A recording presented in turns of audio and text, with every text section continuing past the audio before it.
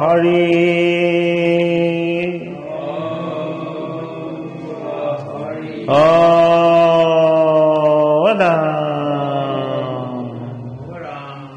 শ্ৰীমন্ত শংকৰ হৰি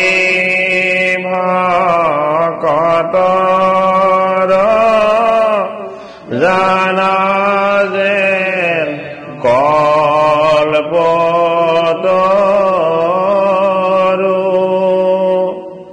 তাহান্ত বিনাই নাই নাই নাই আমাৰ পৰম গুৰু ৰাম আমাৰ পৰম গুৰু কৃষ্ণ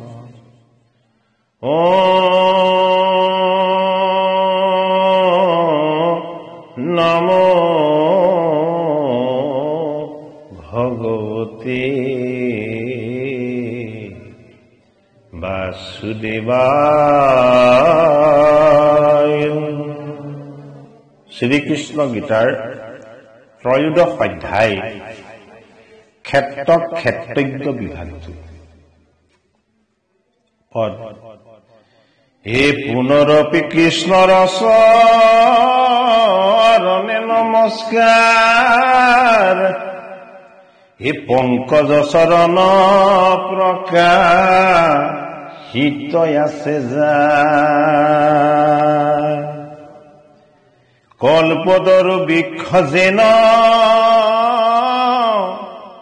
আত্মপৰ নাই বাঞ্ছিত মাত্ৰকে যাকে খোজে তাকে পায় কৃষ্ণৰ ভক্তিৰ জানিবা হিমত অধমুতৰয় ভজি ঘোৰ সংসাৰত হে পুণ্যৱন্ত পাপী ভজ দুইৰো একে সীমা কৃষ্ণৰ ভক্তিৰ তত্ৰ অপূৰ্ব মহিমা এ জনক আছিল পূৰ্বে মিথিলা নগৰে ভক্তিৰ বশত কৃষ্ণ গৈলা তাৰ ঘৰে এ বসিবাক লাগি দিলা দিব্য সিংহাসন নানাবিধ উপহাৰে উৰ্চিলা চৰণ ৰাজ্য ধন ভাণ্ডাৰ যে উত্তভাৰ্যা যত আপোনাকো অৰ্পিলন্ত কৃষ্ণ চৰণত এই ভক্তিৰ প্ৰেমত থাকি আনন্দিত ভৈলা অনগৰ সহিতে চলি বৈকুণ্ঠত গৈলা। ক্ষেত্ৰ ক্ষেত্ৰজ্ঞ বিভাগ যুগৰ পদৰ আৰম্ভণিতে আমাক জনাইছে যে পুনৰাই কৃষ্ণৰ চৰণত নমস্কাৰ জনাই যিজনৰ চৰণ পংকজত প্ৰকাশ হৈছে কি যে কল্পতৰু বৃক্ষ যেন আত্মপৰ নাই। বেছিকে গৰম দিবা। হ'ব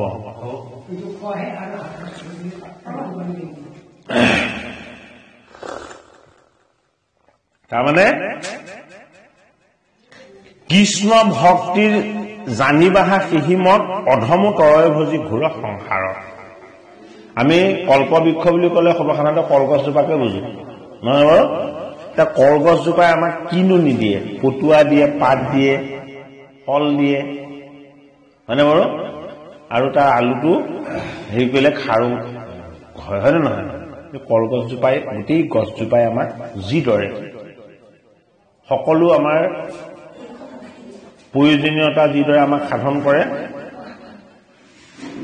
ঠিক সেইদৰে ভগৱান কৃষ্ণক ভজিলেও, যদি কৃষ্ণক পাপীয়েও ভজে তেতিয়াও পুণ্যৰ ফল বা ভাগ লাভ কৰিব, আৰু যদি পুণ্যাত্মাজনেও যদি ভজে তেতিয়াহ'লে তেওঁৰো পুণ্যৰ সঞ্চয় হ'ব। সেইটো কাৰণে গীতাৰ ত্ৰয়োদশ অধ্যায় ক্ষেত্ৰজ্ঞ বিভাগ যুগৰ প্ৰথম আৰম্ভণিতে আমাক পদে জনাইছে যে অধমজনেও সংসাৰখন তাৰণ হৈ বা উদ্ধাৰ হৈ যায় যদিহে ভগৱান কৃষ্ণক ভকতি কৰে। আৰু কৃষ্ণ ভক্তিৰ মহিমা কি? অপূৰ্ব মহিমা। পূৰ্বতে এনেকুৱা মহিমা একোৰে নাই যি ভক্তি কৃষ্ণৰ ভকতিত আছে, বা যি পুণ্য ভগৱান কৃষ্ণত কৰা ভকতিত আছে। কেনেকে আছে বুলি আমাক তুলনা দিছে, উপমা দিছে যে মিথিলাৰ এজন ৰজা আছিলে জনক। জনকৰ ৰাজ্যত সকলো সা সম্পত্তি আছে, একো কমি নাই। এই জনকৰ গৃহলৈ ভগৱান কৃষ্ণ গৈছিল, আৰু জনকে কি অৰ্পণ কৰিছিলে? জনকে ৰাজ্যৰ সকলো সম্পদ, তেওঁ পুত্ৰ পৰিবাৰ পৰিয়াল সকলোকে কৃষ্ণৰ চৰণত অৰ্পণ কৰি দিছিলে, যে হে প্ৰভু ভগৱান কৃষ্ণ, আপুনি যে মোৰ এই মিথিলা নগৰলৈ আপুনি ঋষিসকলক লৈ আগমন কৰিলে বা আহিলে, মোৰ হাতত আপোনাক দিবলৈ একোৱেই নাই, কিন্তু আপোনাৰ কৃপাত যি মোৰ পুত্ৰ পৰিবাৰ, মোৰ গৃহৰ যিখিনি বস্তু মই লাভ কৰিছো, এই সমস্তবিলাক আপোনাৰ অমৃত দৃষ্টি, কৃপা দৃষ্টি। এইবিলাক একোৱেই মোৰ বস্তু নহয়। এইবিলাক কাৰ বস্তু? এইবিলাক আপোনাৰ ভালৰ বস্তু, আপোনাৰ বস্তু। আৰু মই নিজকো আপোনাৰ চৰণত অৰ্পণ কৰিছো, আপুনি মোকো গ্ৰহণ কৰক। সেইটো কাৰণে কি হ'ল? মিথিলা নগৰ জনক বৈকুণ্ঠ ধামলৈ গমন কৰিলে। অৰ্থাৎ তেওঁ পুত্ৰ পৰিবাৰ কন্যা আৰু নিজক কৃষ্ণৰ চৰণত অৰ্পণ কৰি দিয়াৰ কাৰণে সকলো বৈকুণ্ঠ প্ৰাপ্তি হ'ল। অৰ্থাৎ কৃষ্ণত যদি অৰ্পিত হয় তেতিয়া কি হয়? সংসাৰৰ পৰা উদ্ধাৰ হয় আৰু মায়াৰ পৰা মুক্ত হৈ যায়। হে আৰু সূত্ৰদেৱ নামে আছিল ব্ৰাহ্ম, ও খাইবা কদিলা ক নাই পিন্ধিতে বস, এ তাহাৰ গৃহক লাগি গৈলা নাৰায়ণ, ও কুশৰ আসন দিজে দিলা তীক্ষণ, এই ভংগা কমণ্ডলো জলে পাৱ পখালিলা, ও স্নান কৰিবাক লাগি গন্ধ জল দিলা, এ সুখান তুলসী অৰ্চি ও দিলা আমলকি, কৃষ্ণে হাত পাতি লৈলা পৰম হৰিষি, এ প্ৰদক্ষিণে নমি পাছে দণ্ডৱতে পৰি, ও আনন্দে নাচয় দিজ কণ্ঠাক জংকাৰী, ও হাত মেলি আনি কৃষ্ণে কুলে তুলি লৈলা, এই জনকত কৰি সত গুণে স্নেহ ভৈলা। এতিয়া জনকে দিছিলে তেওঁৰ ৰাজ্য, তেওঁ পুত্ৰ, তেওঁ পৰিবাৰ আৰু নিজক। সূত্ৰদেৱ কি আছিলে? সূত্ৰদেৱ ব্ৰাহ্মণ আছিলে।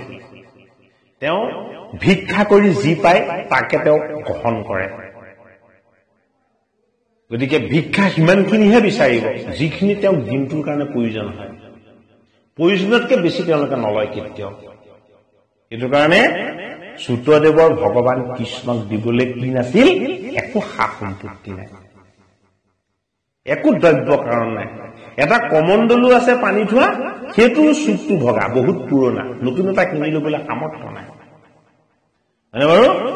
ঘৰতে তুলসী আছে, তুলসীৰ পাত তাকো শুকাই গৈছে পানী নাই কাৰণে আৰু কি মুখ শুদ্ধিৰ কাৰণে কি আছে মাত্ৰ অকণমান শুকান আমলখি আছে এতিয়া সূতদেৱে তেতিয়াহ'লে জনকৰ দৰে ৰাজ্য দিব নোৱাৰে সূতদেৱে জনকৰ দৰে তেওঁ পুত্ৰ পৰিবাৰ সমস্তখিনিকে হয়তো ভালদৰে সাজি কাচি ভগৱান কৃষ্ণক অৰ্পণ কৰিব নোৱাৰে কিন্তু সূতদেৱৰ লগত যিকেইটা বস্তু আছিলে ভগা কমণ্ডলু এটা আছে শুকান তুলসীৰ পাত কেইটামান আছে আৰু আমলখি কেইটামান আছে এইকেইটাকে দি ভগৱান কৃষ্ণ ইয়াকে লগ বুলি আনন্দ কৰি সূতদেৱে আনন্দতে আত্মহাৰা হৈছে এতিয়া ভগৱান কৃষ্ণই কৈছে যে মই জনকৰ তাত ইমান ৰাজ্যৰ সা সম্পত্তি দেখি আৰু পাই মই যি আনন্দ পাইছিলো তোমাৰ বৃহৎ মোৰ প্ৰতি ভক্তি দেখি মই যে তুমি যি দিয়া মই তাকে লৈ যে মই সন্তুষ্ট হ'ম বুলি তোমাৰ যে মোৰ প্ৰতি বিশ্বাসটো আছে মই ইয়াত এইখিনি দেখি মই তাতকৈও বেছি আনন্দিত হৈছো ইয়াত এতিয়া ভগৱান কৃষ্ণই আমাৰ পৰা বেছি উজ্জ্বল বস্তু বেছি ধন ৰত্ন ঐশ্বৰ্য এইবিলাক নিবিচাৰে ভগৱান কৃষ্ণই বিচাৰে আমাৰ মনটো আমি তেওঁক দিব পাৰোঁ নে নোৱাৰো আমাৰ ভাৱবিলাক আমি ভগৱান কৃষ্ণক দিব পাৰিছো নে নোৱাৰিছো ভগৱান কৃষ্ণৰ প্ৰতি আমাৰ সপেম ভকুতি আমাৰ হৃদয়ত জাগ্ৰত কৰিব পাৰিছো নে নোৱাৰিছো সূতদেৱে কি দিলে সূতদেৱে তেওঁ পবিত্ৰ মনটো আৰু মনৰ ভাৱ চিন্তা আৰু তেওঁ কি সমস্তখিনি তেওঁ একো নাইকিয়া বুলি আৰু ভবা নাই যে যি পাইছো সেয়াও ভগৱান কৃষ্ণৰ কৃপাত পাইছো মই একো নাইকিয়া মোক তেওঁ যি দিব লাগে সেইখিনিয়ে দিছে মোক তেওঁ কমাই দিয়া নাই এইটো ভবা নাই তেওঁ গতিকে সূতদেৱৰ ওচৰত ভগৱান কৃষ্ণ কিয় ইমান সন্তুষ্ট হল সূতদেৱে একো নাই পোৱা বুলি মনত অকণমান আক্ষেপ ৰখা নাই যে ভগৱানে মোক যিখিনি লাগে গোটেইখিনি দিছে আমাকো বুজাইছে আমি কিবা এটা নাপালো বুলি অসন্তোষ আৰু অসন্তুষ্টিত থকাটো ভগৱান কৃষ্ণ এইটো বেয়া পায় আমি যি পাইছো সেইখিনিকে লৈ সদায় সন্তুষ্ট হৈ থাকিব লাগে হে ৰাম হে গলে ধৰি কৃষ্ণে কৰিলন্ত শিৰে ঘ্ৰাণ ও ব্ৰাহ্মণক প্ৰিয় বাক্য বোলে ভগৱান এ তুমি ভক্তি প্ৰেমে তুষ্ট কৰিলা হামুক ও কিবা দিব খুজি নাহি পাওঁ তিনি লোক তুমি মোক তোমাৰ অমৃতময় ভকুতিখিনি দান কৰি মোৰ প্ৰতি তুমি যি সপেম ভক্তি প্ৰকাশ কৰিলা এই সূতদেৱ এই তিনি লোকত মই তোমাক দিবলৈ একো বস্তুৱে বিচাৰি পোৱা নাই তুমি মোক যিমান দিলা মই তাৰ প্ৰতিজনক তোমাক কি দিম আমাক কি বুজাইছে আমি ভাবিছো যে আমিহে দুখীয়া ভগৱানে নিজকে সেই সময়ত প্ৰকাশ কৰিছে সূতদেৱৰ হৃদয়ত গান কৰি তুমি মোক যি ভকতিৰ অমৃত দিলা তাৰ প্ৰতিদানক মই তোমাক দিবলৈ এই তিনিতলৈকত একো বস্তু বিচাৰি পোৱা নাই তুমি মোক ইমান মূল্যৱান বস্তু দিছা এই কৃষ্ণৰ প্ৰতি সপেম ভকতিটোৱে হল আটাইতকৈ শ্ৰেষ্ঠ বস্তু হে বেহেন দিজ মই মনে আলোচিলো অভক্তিত বিক্ৰয় গয়া আপোনাক দিলো হে সূতদেৱ ময়ো মনতে এটা কথা এতিয়া ভাবিলো বোলে কি এই তিনি লোকৰ বস্তু দি মোৰ তোমাক কি লাভ হব মই তোমাক আজি নিজকে তোমাক দি দিছো ভগৱান কৃষ্ণই কি কৰিলে যে তুমি মোক লৈ লোৱা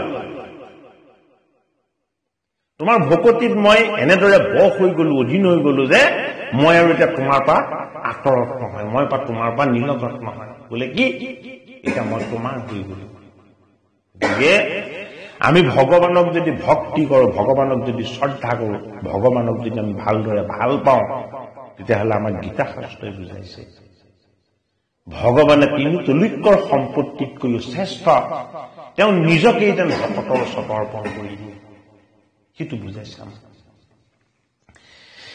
হে ৰাম কিহে নয় কৃষ্ণৰ দুই পংকজ চৰণ অকায় বাক্য মনে মই পঢ়িলো শৰণ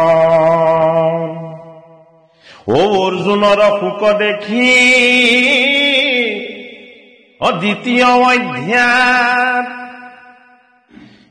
সাংখ্য যুগ গোট কৃষ্ণে কহিলা সাক্ষাৎ সাংখ্য যুগ জ্ঞান নুবুজিলা ধনঞ্জয় অপকীৰ্তি পুৰুষ ভেদ ত্ৰয়োদশে কয়।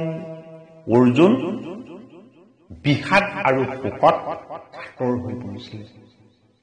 এইটো যে পঞ্চপাণ্ডৱৰ যুদ্ধ শ্ৰীকৃষ্ণ অৰ্জুনক যিখিনি কৈ আছে সেইটোতো গীতা গীতা সেয়াই তাৰপৰাই গীতা হৈছে অৰ্জুনক কৈ আছে। এতিয়া মানে অৰ্জুনে যেতিয়া যুদ্ধ কৰিব নোৱাৰো বুলি মোৰ আত্মীয়সকলক মই বধ কৰিব নোৱাৰো বুলি চব নিজৰে মই কেনেকে সখা যুদ্ধ কৰিম, গতিকে তেওঁ হুকে কান্দি দিলে। কান্দিলে একো নালাগে একো নালাগে শংকৰ একো নালাগে চব মই ধূপটো নুমাই গলেহে ভাল হ'ব দেই। তেতিয়া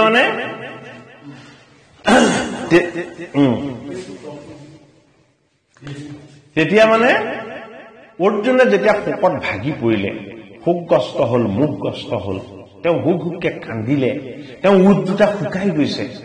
তেওঁ কৈছে মই চকুৱে ধুল পৰি দেখিছো, সেই কেশৱ মই একো নেদেখা হৈ গৈছো, মোৰ কি হৈছে মই গম পোৱা নাই, মই ধৰিব পৰা নাই। তেওঁ যেতিয়া কান্দিলে তেতিয়া মনৰ দুখ দূৰ কৰিবৰ কাৰণে ভগৱান কৃষ্ণই ঈশ্বৰ জ্ঞান প্ৰদান কৰিলে। ঈশ্বৰ জ্ঞান, ঈশ্বৰ জ্ঞানটো ক'ত আছে? ঈশ্বৰ জ্ঞানটো আছে গীতাৰ দ্বিতীয় অধ্যায়ত। সেইটো দ্বিতীয় অধ্যায়ৰ নামটো হল কি? সাংখ্য যোগ। সাংখ্য যোগ মানে কি? অদ্বৈত ঈশ্বৰ জ্ঞান। এজনেই ঈশ্বৰ, এজনেই নিয়ন্তা। এই এজন ঈশ্বৰৰ যিটো একত্ব তত্ত্ব, এই তত্ত্বটোৱে হল কি? আত্মা। এই আত্মাই হল অবিনশ্বৰ, আত্মাৰ কোনোদিন বিনাশ নহয়। অৰ্জুনক কৈছে তুমি কিয় শোক কৰিছা? তোমাক চলাই থকা আত্মাৰূপী ঈশ্বৰ কৃষ্ণই কেতিয়াও শোক নকৰে, দুখ নকৰে। তুমি কৃষ্ণ ভাৱনাৰ পৰা, এক ঈশ্বৰৰ তত্ত্বৰ পৰা তুমি বাহিৰৰ ফালে ওলাই গুচি আহিছা, সেইটো কাৰণে তুমি কান্দিছা। তুমি বাহিৰৰ ফালে চাই দিছা। কাক চাই দিছা? মনৰ ভ্ৰমটোক চাই দিছা, মনৰ দুৰ্বুদ্ধিবিলাকৰ প্ৰতি দৃষ্টি দিছা, তোমাৰ মনৰ অহংকাৰৰ প্ৰতি তুমি দৃষ্টি দিছা, তোমাৰ মনৰ ভ্ৰান্তিবিলাকৰ প্ৰতি তুমি দৃষ্টি দিছা। সেইটো কাৰণে তোমাৰ কি হৈছে? শোক আহিছে। তুমি কাক ক'ত দৃষ্টি দিয়া? তোমাক চলাই থকা এক ঈশ্বৰ, তুমি আত্মাক দৃষ্টি দিয়া। তো অৰ্জুনে কথাটো বুজি পোৱা নাই যে আত্মা কি। কৃষ্ণই কৈছে যে তুমি চৈতন্য নহয়। এতিয়া তুমি যে শোক কৰিছা, তুমি যে কান্দিছা, এইটো তোমাৰ মূল, এইটো তুমি নিজে সৃষ্টি কৰা মায়া, এইটো তোমাৰ মনৰ ভ্ৰম। চৈতন্য বস্তু হলো কি? চৈতন্য বস্তু মই তোমাৰ লগত থকা, মই সূক্ষ্ম মই আত্মা, মই ঈশ্বৰ। এই ঈশ্বৰ স্বৰূপ আত্মাই কোনোদিন সুখ নকৰে, দুখ নকৰে, কন্দন নকৰে।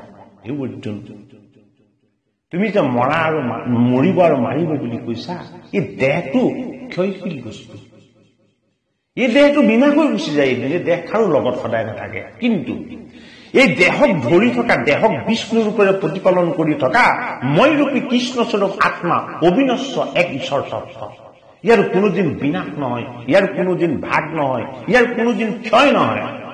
ই সদায় আনন্দ আৰু ই সদায় উজ্জ্বল। তুমি যিটো বস্তুক নেদেখাৰ কাৰণে কান্দিছা, সেই বস্তুটো তুমি চাই লোৱা। বোলে কি? সেইটোৱে হল অদ্বৈত ঈশ্বৰ, এজন ঈশ্বৰৰ তুমি অংশ, তুমি জীৱ। আৰু মই কি? মই হলো আত্মা, মই পৰমাত্মা। সমস্তখিনিক চৈতন্য কৰি থাকোঁতা মানে হলো মই। তোমাৰ লগতো মই বাস কৰি আছো, কিন্তু তুমি দেখা নাই। মই তোমাৰ লগত থাকোঁতেও তুমি সুখ কৰিবলগীয়া হৈছে। বোলে কিয়? তুমি মোহ মায়া, তুমি তোমাৰ ভ্ৰমৰ ফালে দৃষ্টি দিলা। তোমাক চলাই থকা চৈতন্য কৃষ্ণ এক ঈশ্বৰৰ ফালে তোমাৰ দৃষ্টি নাইকিয়া হৈ গল। এতিয়া অৰ্জুনক ভগৱান কৃষ্ণই আত্মতত্ত্বৰ জ্ঞান দান কৰিলে। গীতাৰ সাংখ্য যুগত তেতিয়া ভগৱান কৃষ্ণই অৰ্জুনক কৈ দিলে যে মোৰ সেই পৰমাত্মাৰ পৰম তত্ত্ব অদ্বৈত ঈশ্বৰৰ যি জ্ঞান, এই জ্ঞান যদি লাভ কৰিবলৈ হয়, প্ৰজ্ঞা প্ৰতিষ্ঠিত এজন মুনি যিদৰে কোনোদিন ভ্ৰমিত নহয়, কোনোদিন ভাগি নপৰে, কোনোদিন তেওঁ হতাশগ্ৰস্ত নহয়, কোনোদিন তেওঁ আনন্দত উচ্ছৃংখল নহয়, গতিকে মোৰ সেই নিব্বাণস্থিত মুনিজনৰ মহান গুণখিনিৰ কথা তুমি শুনিব লাগিব। সেইখিনি হল মোৰ কি অদ্বৈত ঈশ্বৰ জ্ঞান। তেওঁ অৰ্জুনে প্ৰশ্ন কৰিলে, হে ভগৱান, আপুনি সেই নিব্বাণস্থিত মুনিজনৰ কি কি গুণ আছে আপুনি মোক তেতিয়াহ'লে কৈ দিয়ক। নাহি দুখত্ৰয় দেগ সুখৰো নাহি লালসা নাহি তৃষ্ণা ভয় ক্ৰোধ স্থিত প্ৰজ্ঞ কি সংযমী সৰ্বত্ৰ যি অনাসক্ত প্ৰাপ্ত হলেও শুভাশুভ নোল্লাসেও নসন্তাপে তাৰ প্ৰজ্ঞা প্ৰতিষ্ঠিতা। বোলে সেই নিৰ্বাণস্থিত মুনিজন অদ্বৈত ঈশ্বৰ জ্ঞানৰ গৰাকী হয়। বোলে কি তেওঁ কেতিয়াও নেপালে হতাশগ্ৰস্ত নহয়, তেওঁ কেতিয়াও পালে আনন্দত আত্মহাৰা নহয়, তেওঁ কেতিয়াও জয়ৰ কাৰণে উল্লাসিত হৈ নাথাকে, তেওঁ কেতিয়াও পৰাজয়ৰ কাৰণে হতাশ হৈ নাথাকে। সেয়াই আত্মাৰ ধৰ্ম। সেইটো কাৰণে সেই অৰ্জুন, এইসকল মৰিব, এইসকলক মাৰিম, তুমি মনৰ ভ্ৰমটোৰ পৰা মুক্ত হোৱা। তুমি কাকো মাৰিব নোৱাৰা, মাৰিব পৰাৰ শক্তি তোমাৰ যিদৰে নাই, কাৰোবাক জন্ম দিব পৰাৰ শক্তিও তোমাৰ লগত নাই। এইখিনি কাৰ আছে? এইখিনি কেৱল পৰমাত্মা কৃষ্ণৰ আছে। এইটো কাৰণে অৰ্জুনক কথাখিনি সাংখ্য যুগত বুজালে, কিন্তু বুজালে যদিও অৰ্জুনে কথাখিনি বুজি নাপালে, বৰ জটিল। সেইটো কাৰণে গীতাৰ 13 অধ্যায়ত ক্ষেত্ৰজ্ঞ বিভাগ যুগৰ যোগেদি অৰ্জুনক এতিয়া এই মহাজ্ঞান ভগৱান কৃষ্ণই দান কৰিব বিচাৰিছে। কিন্তু জ্ঞানীজন পন্থ চিন্তে নিৰাকাৰ অভক্তেও নাই অশেষ সুখে তৰয় সংসাৰ এ ভক্তিৰ সাধনা যত কহিলো তত্ত্ব তয়ো 10 অধ্যায়ক ৰিবুজে বেকত। তাৰমানে 12 অধ্যায়টো হল ভক্তি যুগ, 11 অধ্যায়টো হল বিশ্বৰূপ দৰ্শন, 10 অধ্যায় হল বিভূতি যুগ। এই আনন্দময় হৰিৰ যি পৰম পবিত্ৰ তত্ত্ব কথা প্ৰতিটো অধ্যায়ত ভগৱান কৃষ্ণই অৰ্জুনৰ মনৰ সংশয় ছেদ কৰি কৈ আহিছে। বিশ্বৰূপ দৰ্শন যেতিয়াই ভগৱান কৃষ্ণই গীতাৰ 11 অধ্যায়ত দি দিলে, অৰ্জুন ভীতিগ্ৰস্ত হৈ গল, তেওঁ কাতৰ হৈ গল, তেওঁ চকুৰে একো নেদেখা নিচিনা হৈ গল। মই কি দেখিছো? মোৰ সন্মুখত ৰৈ থকা মোৰ ভগৱানজন বিৰাট ৰূপত গোটেই জগতত পৰিব্যাপ্ত হৈছে। সেই ভয়ংকৰ ৰূপ দৰ্শন কৰি অৰ্জুনে কি কৰিছে? ভগৱান কৃষ্ণৰ চৰণৰ ফালে চাই স্তুতি কৰিছে, হে প্ৰভু, মই তোমাক কৈছিলো তুমি বিশ্বৰূপ তুমি মোক দৰ্শন দিয়া বুলি, কিন্তু মই ভীতিগ্ৰস্ত হৈছো, মই কাতৰ হৈছো। কি কৰা? তুমি তোমাৰ আকৌ আগৰ ৰূপলৈ আহি যোৱা। আগৰ ৰূপলৈ যেতিয়া আহি গল অৰ্জুন কি হ'ব লাগিব? ভয়ৰ পৰা মুক্ত হ'ব লাগিব, ভীতিগ্ৰস্ততাৰ পৰা তেওঁ মুক্ত হৈ আহিব লাগিব। বিশ্বৰূপৰ সেই বিৰাট ৰূপ দৰ্শন কৰাৰ পাছত তেওঁ মনত যদি ভয় থাকি যায়, তেতিয়াহ'লে কি হ'ব? অনিষ্ট হ'ব। তেতিয়া গীতাৰ 12 যুগত মনৰ ভয় ভীতি সমস্তবিলাক দূৰ কৰিবৰ নিমিত্তে ভগৱান কৃষ্ণই অৰ্জুনক ভক্তি যুগৰ জ্ঞান দিলে। গতিকে আমাকো বুজাইছে, ভগৱান কৃষ্ণৰ ভকতিৰ জ্ঞানৰ সমান শ্ৰেষ্ঠ জ্ঞান এই জগতত আৰু একো নাই। এই ভকতিৰ জ্ঞানখিনি যদি আমি লাভ কৰিবলৈ হয়, তেতিয়াহ'লে আমি কি জানিব লাগিব? ক্ষেত্ৰজ্ঞ বিভাগ যুগৰ যি গভীৰ তত্ত্ব কথা, এই তত্ত্ব কথাবিলাক আমি বুজি পাব লাগিব, তেতিয়াহে আমাৰ ভকতি গভীৰ হ'ব। কিন্তু অজ্ঞ জ্ঞান বিনে, অজ্ঞ আত্মজ্ঞান হ'ব লাগে দেই। কিন্তু আত্মজ্ঞান বিনে নতৰে সংসাৰ তাৰ ভেদে কহু যে কীৰ্তি পুৰুষ অ সপ্তমে কহিলা দুই অপ্রকৃতি প্রত্যেক ও পরায় এক প্রকৃতি পরায় আর এক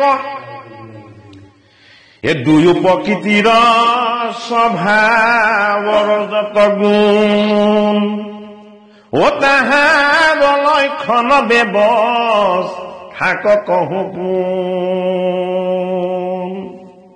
গীতাৰ যিটো সপ্তম অধ্যায়টো হল জ্ঞান বিজ্ঞান গীতাৰ সপ্তম অধ্যায় জ্ঞান বিজ্ঞান যুগত ভগৱান কৃষ্ণই ষষ্ঠ অধ্যায় আছিলে কি ধ্যান যুগ বা অভ্যাস যুগ ষষ্ঠ অধ্যায় ধ্যান যুগ বা অভ্যাস যুগৰ পাছত সপ্তম অধ্যায় জ্ঞান বিজ্ঞান যুগত প্ৰকৃতিৰ দুটা তত্ত্ব ভেদ কৰি অৰ্জুনক বুজাই দিলে কি প্ৰকৃতি দুই প্ৰকাৰৰ পৰা আৰু অপৰা এই পৰা আৰু অপৰা প্ৰকৃতিৰ জ্ঞানটোকে কি বুলি কোৱা হয় জ্ঞান বিজ্ঞান বুলি কোৱা হয় পৰা মানে জীৱ অপৰা মানে পঞ্চভূত এই জগতৰ জড় বস্তু পৰা প্ৰকৃতি জীৱ কি জীৱ শুদ্ধ বস্তু জীৱ কি ঈশ্বৰৰ অংশ আৰু অপৰা প্ৰকৃতি পঞ্চভূত কি পঞ্চভূত হল জড় বস্তু এই পঞ্চভূতৰ জড় তত্ত্ব আৰু পৰা হল জীৱৰ তত্ত্ব এই দুই বস্তু লগ লাগি কি হৈছে জীৱাত্মা হৈছে এই জীৱাত্মা আৰু দেহৰ তত্ত্ব যি চৈতন্য কৰি সদায় চলাই ৰাখে সেয়া হল পৰমাত্মা এই পৰমাত্মাৰ পৰম ৰহস্য তত্ত্বৰ জ্ঞান ভক্তি যুগৰ পাছত অৰ্জুনে লাভ কৰিব লাগিব সেইটো কাৰণে এই জ্ঞান এতিয়া ক'ত দিছে এই জ্ঞান দিছে গীতাৰ ত্ৰয়োদশ অধ্যায়ত দ্বাদশ অধ্যায় ভক্তি যুগৰ পাছত ত্ৰয়োদশ অধ্যায়ত আমাক কি দিছে ক্ষেত্ৰজ্ঞ বিভাগ হে ৰাম শৰীৰকয় অপৰা প্ৰকৃতি বুলি কয় শৰীৰটো কি বুলি কয় অপৰা প্ৰকৃতি বুলি কয় অজীৱে পৰা প্ৰকৃতি যা নিবা ধনঞ্জয় অ যেহি দেহ সেহি ক্ষেত্ৰ অ তুমি জানিও ক অজীৱকে ক্ষেত্ৰজ্ঞ বুলি ও কহে সৰ্বলোক ও দেহে ক্ষেত্ৰ জানি বাজি বৰ ভোগ্য স্থান ও ক্ষেত্ৰজ্ঞৰ যোগে সৃষ্টি প্ৰৱৰ্তন সৃষ্টিখন কিহৰ যোগেদি প্ৰৱৰ্তন হৈছে ক্ষেত্ৰ আৰু ক্ষেত্ৰজ্ঞৰ যোগেদি এই ক্ষেত্ৰ কি যে তোমাৰ দেহটো হল কি দেহটো হল ক্ষেত্ৰ হয়নে আৰু জীৱটোক কি বুলি কৈছে জীৱটোক কোৱা হৈছে ক্ষেত্ৰজ্ঞ পঞ্চভূত দেহ হল কি ক্ষেত্ৰ আৰু এই পঞ্চভূতৰ লগত লাগি থকা ঈশ্বৰৰ অংশ জীৱটোক কি বুলি কোৱা হৈছে ক্ষেত্ৰজ্ঞ আৰু এই দেহ ক্ষেত্ৰ জানিবা জীৱনৰ ভোগ্য স্থান এই দেহৰ এই যিটো ক্ষেত্ৰ এই ক্ষেত্ৰটো কি স্থান এই জীৱতে ভোগ কৰি থকা স্থান অৰ্জুনক বুজাইছে আৰু এই ক্ষেত্ৰৰ ক্ষেত্ৰজ্ঞ জীৱ আৰু তোমাৰ দেহ এই দুইটা বস্তু লগ লাগি কি হৈছে এই সৃষ্টিখন প্ৰৱৰ্তন হৈছে ৰচনা হৈছে ও সেহি দেহে থাকি জীৱ অহংকাৰে বদ্ধ ও যদ্যপি ঈশ্বৰ অংশ কভু হুৱে মন্ধ কৃষ্ণই অৰ্জুনক বুজাই কৈছে যে তুমি মোহত অন্ধ হৈ গৈছিলা যিটো কাৰণত তুমি কান্দিছিলা তুমি কোন জানা নাই অৰ্জুন বোলে কি তুমি মোৰ অংশ তোমাৰ লগত কোনো সুখ থাকিব নালাগে তোমাৰ লগত কোনো দুখ থাকিব নালাগে তোমাৰ লগত কোনো বিষাদ থাকিব নালাগে তুমি সদায় আনন্দিত হৈ থাকিব লাগে তুমি মোৰ অংশ মই যিদৰে কৃষ্ণ সদায় আনন্দময় মই কোনোদিন কেতিয়াও বিষাদগ্ৰস্ত নহয় হে অৰ্জুন তুমি মোৰ অংশ জীৱ তুমিও সদায় আনন্দিত হৈ থাকিব লাগিব। কিন্তু তুমি আনন্দত থাকিব নোৱাৰাৰ কাৰণটো মই তোমাক জনাইছো। তুমি শুনি লোৱা, তুমি কিয় আনন্দত থাকিব নোৱাৰা? তুমি জীৱ, পৰা প্ৰকৃতি আৰু অপৰা প্ৰকৃতিৰ ক্ষেত্ৰত দেহ, এই দুইটা বস্তুৰ লগত তুমি সংযোগ হৈ যোৱাৰ লগে লগে তোমাৰ লগত অহংকাৰ আহিব। অহংকাৰে তোমাক এতিয়া কি কৰিছে? অহংকাৰে মোৰ লগত থকা যি শুদ্ধতা আৰু পবিত্ৰতা এইবিলাকৰ পৰা তোমাক আঁতৰ কৰি পেলাইছে। অৰ্জুনক কৃষ্ণই বুজাইছে, তোমাৰ লগত থকা অহংকাৰটোৱেই হল তোমাৰ কাৰণে কি? অন্ধ হৈ যোৱাৰ কাৰণ। গতিকে আমিও যাতে গীতাৰ ঈশ্বৰ জ্ঞানৰ যোগেদি আমাৰ মাজলৈ অহা যিবিলাক অহংকাৰ আছে এইবিলাকক যাতে আমি দমন কৰিবলৈ অভ্যাস কৰিব পাৰো। নালাগে। এৰাম ও দেহে ক্ষেত্ৰ জীৱকে তজ্ঞ বুলি জানে, ও জীৱ শৰীৰক যিটো ভিন্ন কৰি মানে, ও তাৰ নাম দেহাত্মা বিবেক তত্ত্ব জ্ঞান, অমুহুৰ সন্মত ইহা সংসাৰ তাৰণ। অ দেহ গোট ইটো যে বিশ্বতত্ব মিলি, ইহাংক জানিলে লোক ক্ষেত্ৰবিদ বুলি, দেহে যাই জীৱ যদি ভৈলাই উপগত, তেনে চৈতন্য হুৱে মহদাদি তত্ত্ব।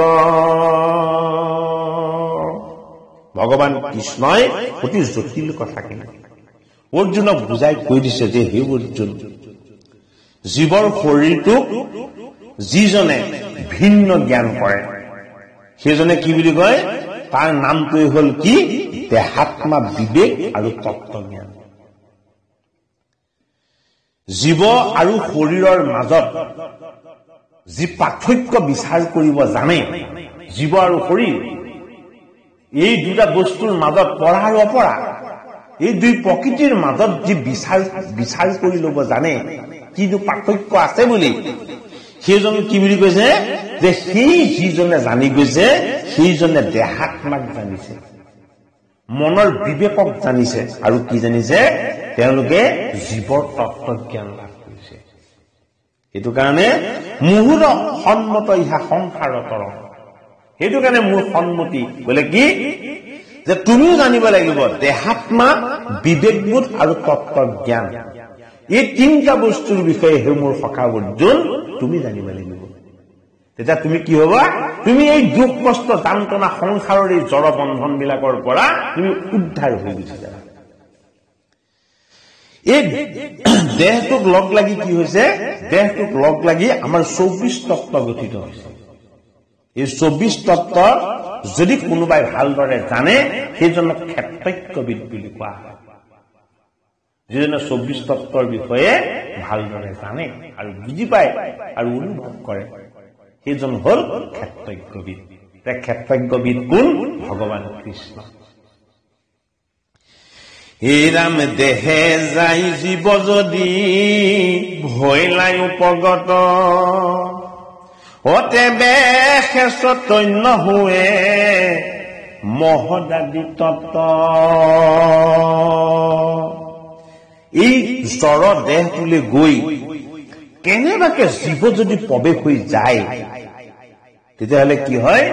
এই জড় দেহটোত জীৱ প্ৰৱেশ হোৱাৰ লগে লগে কি হৈ যায়? মহত্ব নামৰ এক তত্ত্ব হৈ যায়। এই মহত্ব নামৰ তত্ত্বটোৱেই হল কি? এই মহত্ব নামৰ তত্ত্বটোৱেই হল জীৱাত্মা। আমি যে জীয়াই আছো, আমি যে কথা কৈ আছো, পঞ্চভূতৰ জড় দেহটোত জীৱৰূপী ঈশ্বৰ আমাৰ লগত বাস কৰি আছে। সেইটোকে ভগৱান কৃষ্ণই কৈছে যে সেইটোৱেই হল মহত্ব নামৰ শ্ৰেষ্ঠ তত্ত্ব, যিটোৰ বিষয়ে মোৰ বাহিৰে বেলেগে কোনেও নেজানে।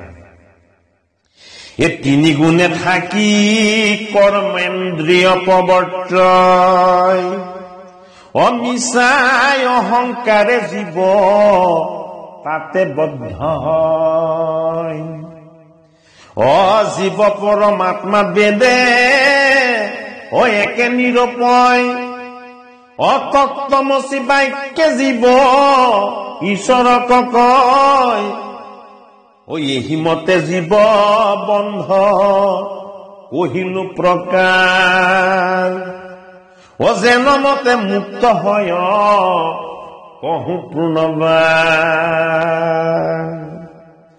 তাক কৰ্ম বুলি যি কৰ মত বন্ধনোহে তাক বিদ্যা বুলি যিটো নিবৃত্তিক কহে সুখ দুখ ঈৰ্ষা দেখ তখন থাকি আহিছে শাস্ত্ৰ পঢ়িয়া জ্ঞান ভক্তি নাহি যায় পঢ়িয়া পণ্ডিত নোহে যেন শিল্পকাৰ অৰ্জুনক বুজাই কৈছে কি বুলি কৈছে যে সেইটোহে কৰ্ম মোৰ কৰ্ম বোলে কি যিটো কৰ্মত জীৱ বন্দী হৈ নাযায়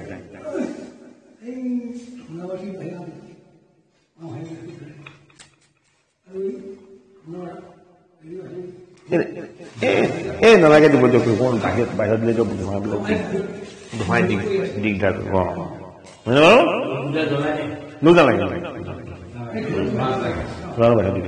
তেতিয়া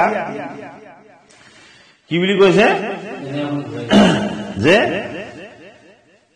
তাকে কৰ্ম বুলি যি কৰ্মত বন্ধ নহয় সেইটোহে কৰ্ম মোৰ ঈশ্বৰৰ কৰ্ম বোলে যিটো কৰ্মত জীৱ কৰ্মবন্ধনত বান্ধ খাই নাথাকে তাকহে বিদ্যা বুলি কয় বোলে কি যিটো বিদ্যাই জীৱক বন্ধনৰ পৰা মুক্ত কৰে নিবৃত্ত কৰি দিয়ে জীৱক জড় বন্ধনৰ পৰা যিটো বিদ্যাৰ যোগেদি মুক্ত কৰি দিয়া হয় সেইটোকে নিবৃত্তি বুলি কোৱা পবিত্ৰী মাৰ্গ হল আগম নিবৃত্তি মাৰ্গ হল নিগম শাস্ত্ৰ পঢ়ি যিজনৰ ভক্তি জ্ঞান লাভ হোৱা নাই বুজি পাইছেনে পঢ়ি পেলাই সেইজন পণ্ডিত যদিও হৈছে সেইজন কিন্তু কি পণ্ডিত নহয় সেইজনে কিবা এটা সাধনা কৰা শিল্পকাৰহে শাস্ত্ৰ পঢ়ি ঈশ্বৰ জ্ঞান পঢ়িলে বস্তু জানি হৈ শুদ্ধ চিত্ৰ পঢ়িমাক লাগে শাস্ত্ৰ জ্ঞানৰ নিমিত্ৰ বিষয়ক নিৰোধিলা ইন্দ্ৰ বুদ্ধিমন একান্ত বিশ্বাস কৰি ভজে নাৰায়ণ প্ৰবৃত্তিক এৰি কৰ্মে কৰে নিবৃত্তিক ঈশ্বৰে বিশ্বাস যাৰ সেহি পণ্ডিত অৰ্জুন মোৰ ক্ষেত্ৰজ্ঞ যি জ্ঞান এই জ্ঞানৰ বিষয়ে মই তোমাক কৈছো শুনা মই এই ঈশ্বৰ মই এই জীৱ অংশ মোৰ অংশই হল জীৱ এই জীৱবিলাক শুদ্ধ বস্তু এই জীৱবিলাকে 24 তত্ত্বৰ লগত বান্ধ খাই কি হৈ যায় অহংকাৰত পৰি যায় অহংকাৰত পৰি জীৱবিলাক কি হয় অন্ধ হৈ নিজকো চিনি নাপায় আৰু মোকো চিনি নাপায় মই যে সৰ্বময় কৰ্তা মই যে সকলোকে চলাই আছো বিষ্ণু ৰূপেৰে বাস কৰি মোৰ শক্তিয়ে যে এই জগত চলি আছে এই কথাটো যেতিয়ালৈকে অনুভৱ কৰিব নোৱাৰিব তেতিয়ালৈকে তেওঁ পণ্ডিত নহয় তেওঁ শিল্পকাৰহে হৈ থাকিব কিবা এটা সাধনাহে কৰি থাকিব লাগিব তেওঁ বিষয়বস্তুৰ গুহতত্বৰ বিষয়ে তেওঁ সোমাব নোৱাৰিব আৰু কি বুলি কৈছে যে একান্ত বিশ্বাস কৰি ইন্দ্ৰ বুদ্ধি আৰু মন এই গোটেইকেইটা বস্তুক মোক অৰ্পণ কৰি যি মই সমস্তৰে নিয়ন্তা বুলি মনেৰে ভাবি ল'ব পাৰিব অনুভৱ কৰিব পাৰিব কি বুলি কৈছে যে সেই অৰ্জুন সেইজন পণ্ডিত যিজনে মোক জানে মোক জানিলেহে পণ্ডিত হয় মোৰ জ্ঞান যোগী মোৰ জ্ঞানটো হল আত্মজ্ঞান নিজক জনা নিজক বুজি পোৱা মানে নিজৰ লগতে তেওঁৰ লগত চলাই থকা যি চৈতন্য শক্তি এই শক্তি যে মই এই কথাটো যি অনুভৱ কৰিব পাৰে অৰ্জুনক ভগৱান কৃষ্ণই এই কথাকেইটা পৈত সত্যাই ক্ষেত্ৰজ্ঞ বিভাগ যুগত শিকাইছে ক্ষেত্ৰ বুলি দেহ কজে কহিলো হোৱা ও ক্ষেত্ৰজ্ঞৰ মৰ্ম কহো এ শুনা মহাভাগ এ দেহগোট জ্বৰ কিন্তু কৰ্ম কহো তাৰ অ ইন্দ্ৰিয় সমে যেন মত হয় বিকাৰ অ ঈৰ্ষা দেশ সুখ দুখ অ দেহত আশ্ৰয় অপ্ৰকৃতি পুৰুষ যোগে ও যেন মতে হয় ও যেন মতে উত্তম মধ্যমুখহীন ও স্থাৱৰ জংগম ৰূপে এ হুয়াম আছে ভীম ও ক্ষেত্ৰজ্ঞৰ ঐশ্বৰ্য যে অচিন্ত্য প্ৰভাৱ ও সংক্ষেপে কহিব তাক ও শুনিও প্ৰাণদম ও তাতো তুমি হেন যদি বোলা ধনঞ্জয় ও তুমি অল্প কহাতে বে ও বহু কোনে কয় বশিষ্ঠাদি ঋষিগণে কহয় বিস্তৰ ও ধ্যান ধাৰণাত যে ৰাজ্য পুৰুষ অনিত্ৰ নৈমিত্ৰিক নানা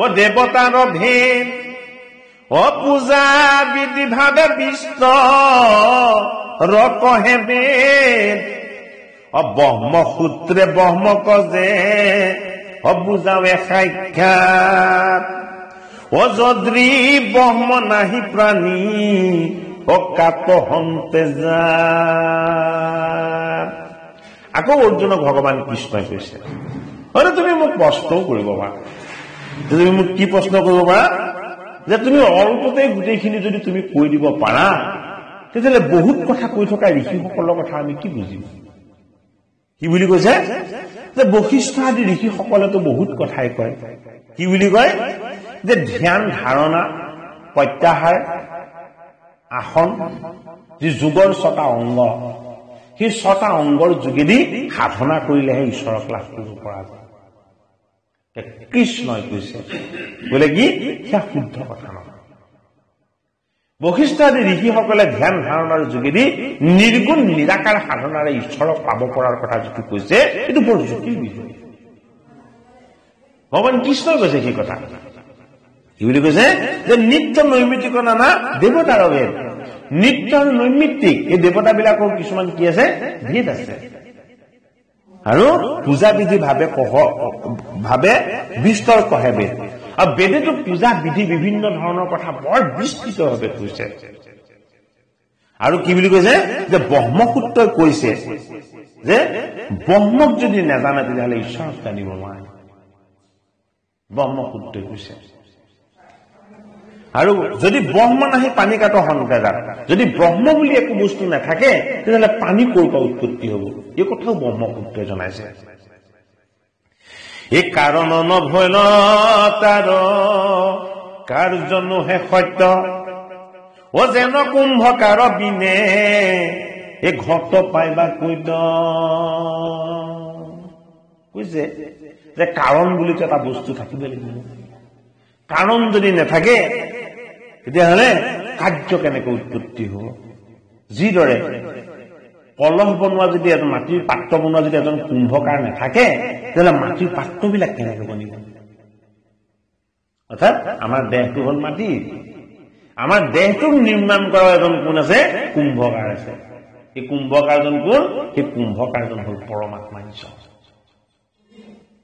অৰ্জুনক বুজাইছে ভগৱান কৃষ্ণ অৰ্জুনে যে ৰাজসিক যজ্ঞ পাতিছিল এই যজ্ঞটো শ্ৰীকৃষ্ণ মানে নহয় ৰাজসিক যজ্ঞলে পঞ্চপাণ্ডৱে পাতত আহিছে তেওঁ ক'লে বামুণৰ ভৰিত পদ পখালিছিলে নহয় হে ৰাম সন্ত ৰূপে প্ৰকাশিত এই ব্ৰহ্মপদে স্বৰূপ ব্ৰহ্মক লক্ষী কহে হে অনন্ত বস্তুক সন্ত এ কভুজাতনো হে এ সন্ত ৰূপে প্ৰকাশিত আছয় জগ এ জগত কাৰণ ব্ৰহ্ম আশ্ৰয় পূৰ্ব।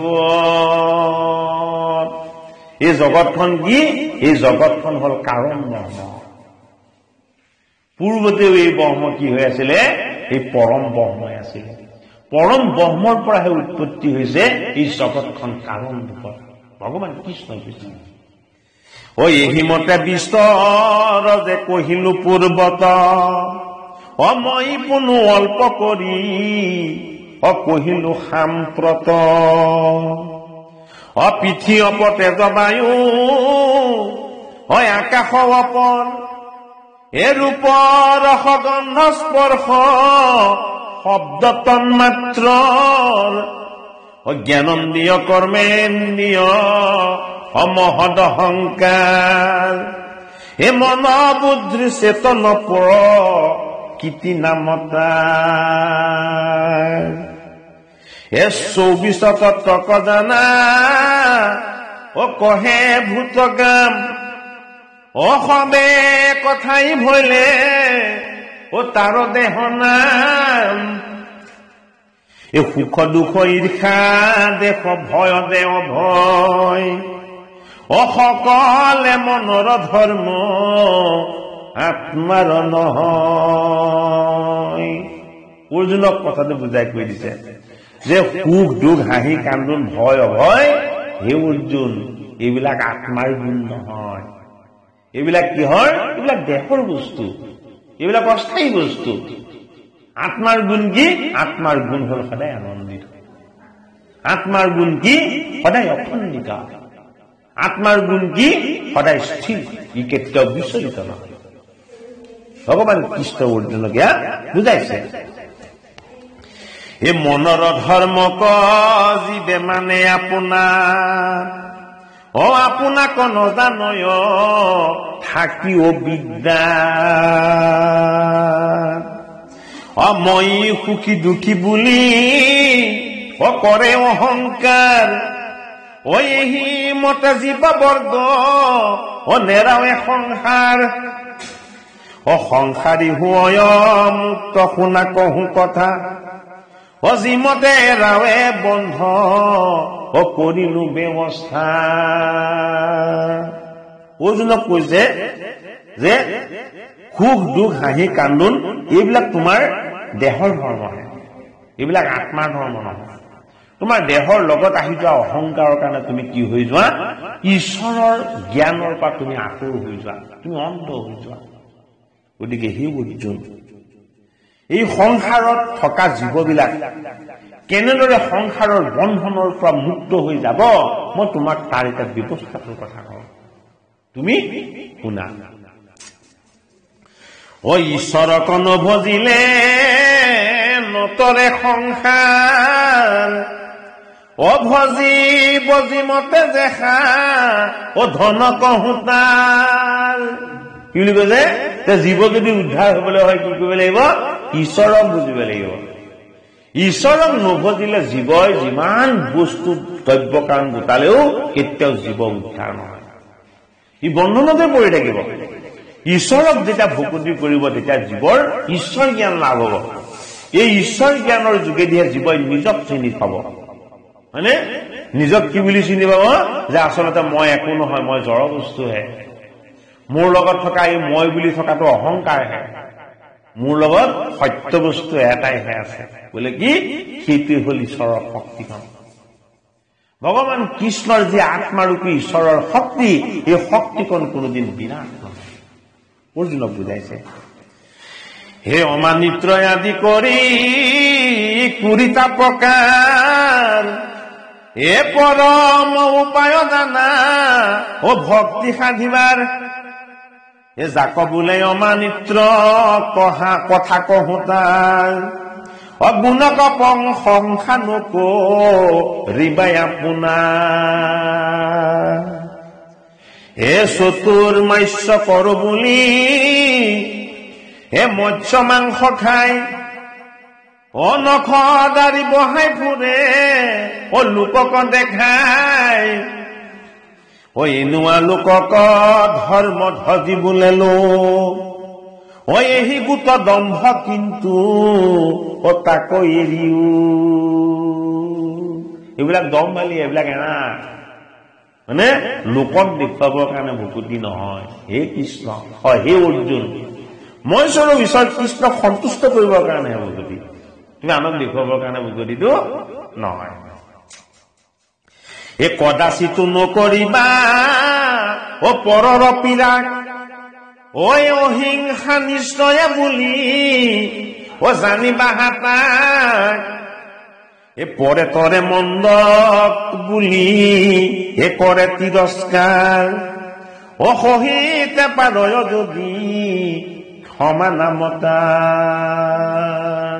হে অৰ্জুন জীৱৰ যিখিনি আচল সদ্গুণ যিখিনিৰ যোগেদি মই স্বৰূপ ঈশ্বৰ কৃষ্ণক পাব পৰা যায় সেইখিনিৰ কথা মই তোমাক এটা বুজাই কওঁ শুনা তুমি মোক ভক্তি কৰাৰ লগতে তোমাৰ মনটো কি হ'ব লাগিব এই জগতখনৰ প্ৰতি অহিংসা ভাৱযুক্ত হ'ব লাগিব এই জগতত থকা প্ৰতিটো বস্তুৱে মোৰ যোগেদি নিয়ন্ত্ৰিত মই পৰিচালিত কৰি আছো গতিকে এই জগতত থকা একো বস্তুক তুমি হিংসা নকৰিবা তাক কি বুলি কোৱা হয় তাক অহিংসা বুলি কোৱা হয় মোক ভক্তি কৰাৰ লগতে তোমাৰ জীৱনৰ এটা ডাঙৰ কৰ্তব্য হ'ব কি এই জগতখনৰ প্ৰতি যাতে তোমাৰ স্বভাৱ সদায় অহিংসা হয় সহিষ্ণু হয় তুমি যাতে কাৰো প্ৰতি ঈৰ্ষা পৰায়ণ নোহোৱা পৰে তাৰ মন্দ বুলি কৰে তিৰস্কাৰ সহিতে পাৰয় যদি ক্ষমা নামতা আৰু যদি আনজনক বেয়া বুলি যদি তুমি তিৰস্কাৰ কৰা আনজনক যদি তুমি বেয়া বুলি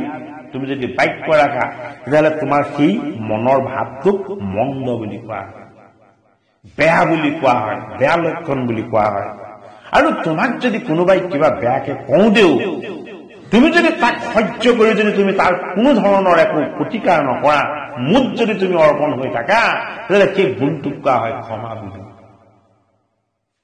এটা গুণ কি বুলি ক'লে অহিংসা এটা হ'ল ক্ষমা কাৰ লক্ষণ আত্মাৰ লক্ষণ ইয়া কৃষ্ণৰ লক্ষণ বোলে কি মই সদায় অহিংসা স্বভাৱৰ মোৰ কাৰো প্ৰতি বিদ্বেষ নাই মই সকলোকে ক্ষমাৰ দৃষ্টিৰে চাওঁ ভগৱান কৃষ্ণই অৰ্জুনক কৈছে যে হে অৰ্জুন তোমাৰ মনত মনৰ মাজত তুমি অহিংসা স্বভাৱ আৰু ক্ষমা ভাৱ তুমি জাগ্ৰত কৰা কি হ'ব মই কৃষ্ণ চৈতন্য হ'ম তোমাৰ আৰু মোৰ মাজত তুমি পাৰ্থক্য যিখিনি দেখিছা এই পাৰ্থক্যখিনি নাইকিয়া কৰিবলৈ হলে তোমাৰ লগত থকা যিবিলাক বেয়া গুণ আছে এই বেয়া গুণবিলাক তুমি আঁতৰ কৰি মোৰ লগত থকা যিখিনি শুদ্ধ ভাল গুণ সেইখিনি তুমি তোমাৰ মাজত প্ৰকাশ কৰিব লাগিব সেই ভাল গুণখিনি কি অহিংসা ক্ষমা আৰু মন্দ স্বভাৱ তুমি ত্যাগ কৰিব লাগিব তাক ধৈৰ্য বুলি স্বধৰ্মক নিষ্ঠা কৰে আজৰ বুলিব তাক বক্ৰ ভাৱেৰে সেৱা কৰি বেক সদ গুৰু চৰণ আছু কপট বুদ্ধি নাহি সপোন এই অৰ্জুন মই সৃষ্টি কৰা এই জীৱবিলাক মোৰেই অংশ এইবিলাক অতি শুদ্ধ আৰু পবিত্ৰ কিন্তু এই পবিত্ৰতাটোক আঁতৰ কৰি দিয়া হয় শুদ্ধতাটোক নষ্ট কৰি দিয়া হয় কাৰ যোগেদি জীৱবিলাক তাক বন্দী হয় কিহত বন্দী হয় কৰ্মত বন্দী হয় কিহত বন্দী হয় অজ্ঞানত বন্দী হয় কিহত বন্দী হয় অহংকাৰ আৰু অবিদ্যাত বন্দী হৈ যায় এই অহংকাৰ অবিদ্যা আৰু কৰ্মৰ বন্ধন এইবিলাকৰ বন্ধনৰ পৰা যদি জীৱক মুক্ত কৰিবলৈ হয় হে অৰ্জুন মই কৃষ্ণ সহায় হৈ যদিও থাকো তোমাৰ লগত কিছুমান তুমি সদ্গুণ প্ৰকাশ কৰিব লাগিব সেইবিলাক কি সেইবিলাক হ'ল আনক তিৰস্কাৰ নকৰা ক্ষমা ভাৱ সমস্ত জীৱৰ প্ৰতি দয়া ভাৱ অহিংসা স্বভাৱ এইবিলাক তুমি কি কৰিব লাগিব তোমাৰ হৃদয়ত তুমি সদায় জাগ্ৰত কৰাব লাগিব আৰু কি বুলি কৈছে তুমি সপোনতো কাৰো প্ৰতি কপট বুদ্ধি আৰু কপট ভাৱ ল'ব নালাগিব ক্ষেত্ৰজ্ঞ বিভাগ এই তোমাৰ দেহ ক্ষেত্ৰত আত্মাৰূপেৰে ঈশ্বৰ কৃষ্ণ মই আছো অজ্ঞানবশত তুমি তাক কিন্তু জনা নাই আৰু বুজা নাই যদি তুমি তাক জানিবলৈ হলে বুজিবলৈ হয় তেতিয়াহ'লে তুমি কি কৰিব লাগিব মোৰ সৎ যিখিনি লক্ষণ সেই লক্ষণখিনি তুমি তোমাৰ লগত প্ৰদৰ্শন কৰিব লাগিব আৰুনো কিমান বুজাব কৃষ্ণ অৰ্জুনক যিমান পাৰে সিমান গভীৰকে তেওঁক ভাল বুলি কৈছে। এই বাহ্য শুদ্ধি কৰিবে ক মাটি পানী লয়, ও ৰাগ নাথাকিলে আভ্যন্তৰ শুদ্ধি হয়। বাহিৰটো আমাৰ কিহেৰে শুদ্ধ কৰে? আমি বাহিৰটো শুদ্ধ কৰো আগতে মাটি পানী লয়। ভাল শুদ্ধ ঠাই মাটি আনি ঘঁহি আমাৰ বীজাণু নাশ কৰা ঠাইবিলাক ভাল কৰে। আজিকালি চাবোন চাহ ব্যৱহাৰ কৰে, হয়নে বাৰু? হেণ্ড ৱাছ আদি ব্যৱহাৰ কৰে, এইবিলাকে বাহিৰটো শুদ্ধ কৰে, হয়। কিন্তু আচল শুদ্ধতাটো কৰ? আচল শুদ্ধতাটো হল ভিতৰৰ। যেতিয়ালৈকে ভিতৰটো শুদ্ধ নহব তেতিয়ালৈকে বাহিৰটো কিমান চাফা কৰিলেও তাৰ উজ্জ্বলতা প্ৰকাশ নেপাব। কি বুলি কৈছে? তোমাৰ ভিতৰটো যে শুদ্ধ আৰু পবিত্ৰ তাৰ স্বৰূপটো মই বুজাই দিছো। বোলে কি? যেতিয়ালৈকে তোমাৰ ক্ৰোধ থাকিব, ৰাগ থাকিব, দেশ থাকিব, বিদ্বেষ থাকিব, তেতিয়ালৈকে তোমাৰ ভিতৰটো লেতেৰা হৈ আছে বুলি জানিবা। ঈশ্বৰ কৃষ্ণই অৰ্জুনক বুজাই দিছে। অৰ্জুন স্বৰূপ জীৱাত্মাক বুজোৱাৰ চলেৰে আমাকো কৈছে, যেতিয়ালৈকে আমাৰ মনৰ ভিতৰত ক্ৰোধ থাকিব, দেশ থাকিব, অহংকাৰ থাকিব, তেতিয়ালৈকে আমি অশুদ্ধ হৈ থাকিম। জীৱ শুদ্ধি আৰু জীৱ উদ্ধাৰৰ ব্যৱস্থা। নিজৰ ভিতৰটোক যাতে চাফা কৰি ৰাখিব পৰা যায়, কি হব লাগিব? ক্ৰোধৰ পৰা মুক্ত হব লাগিব, বিদ্বেষৰ পৰা মুক্ত হব লাগিব, প্ৰতিশোধ পৰায়ণ স্বভাৱৰ পৰা আঁতৰ হৈ থাকিব লাগিব। বুজিব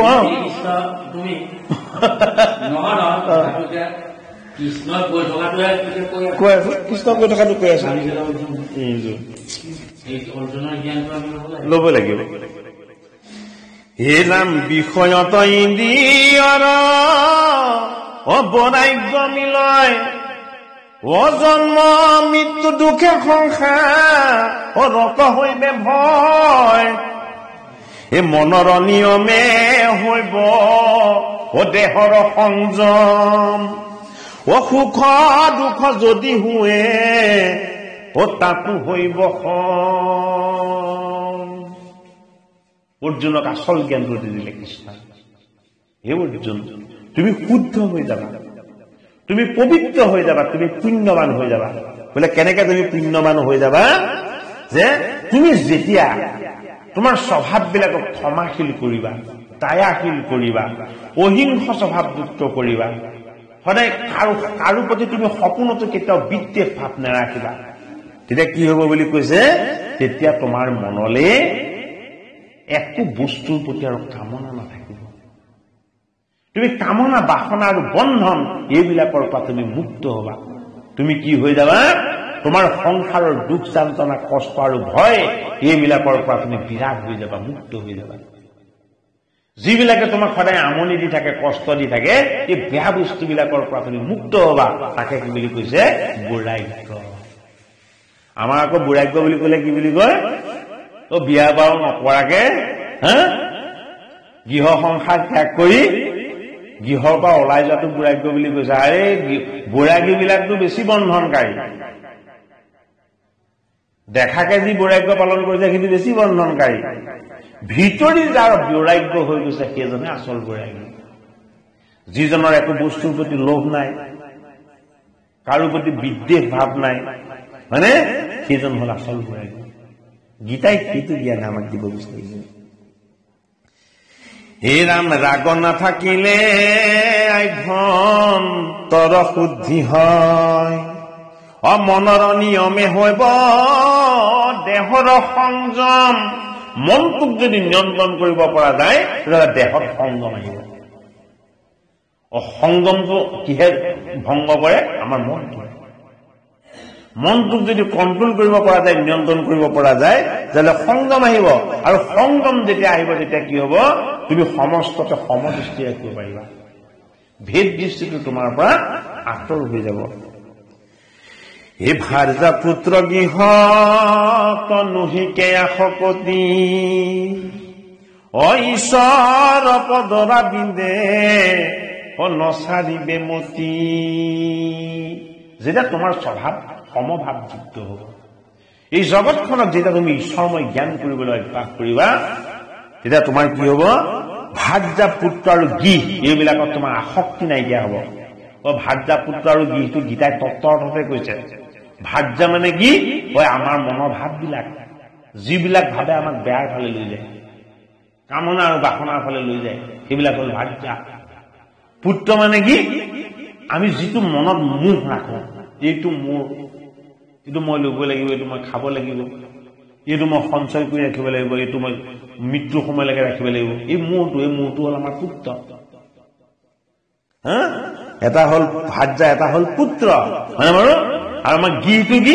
গৃহটো হ'ল আমাৰ দেহটো, থকা ঘৰটোৰ কথা কোৱা নাই। এই গৃহটোক আমি কি কৰিব লাগিব? এই গৃহটো ঈশ্বৰ আছে বুলি জ্ঞান কৰিব লাগিব। ঈশ্বৰ গুচি যোৱাৰ পাছত ইয়াৰ একো কাম নাথাকে, সেইটো অনুভৱ কৰিব পাৰিব লাগিব। কি বুলি হ'ব? এই গৃহৰূপী দেহটো শুদ্ধ হ'ব, মনৰ বৃত্তিৰূপী ভাৰ্যাই কি কৰিব? ভক্তি কৰিব, আৰু পুত্ৰৰূপী মোহ কি হ'ব? বৈৰাগ্যলৈ গমন কৰিব। এই ঈশ্বৰৰ পদৰাবিন্দে নচাৰিবে মতি, ঈশ্বৰৰ অৰুণ চৰণত, সেইটো কাৰণে কি কৰিব লাগে? মনটো তাৰ পৰা আঁতৰ কৰি নিব নেলাগে। হে দেহত গেহত যে বৈৰাগ্য এটা,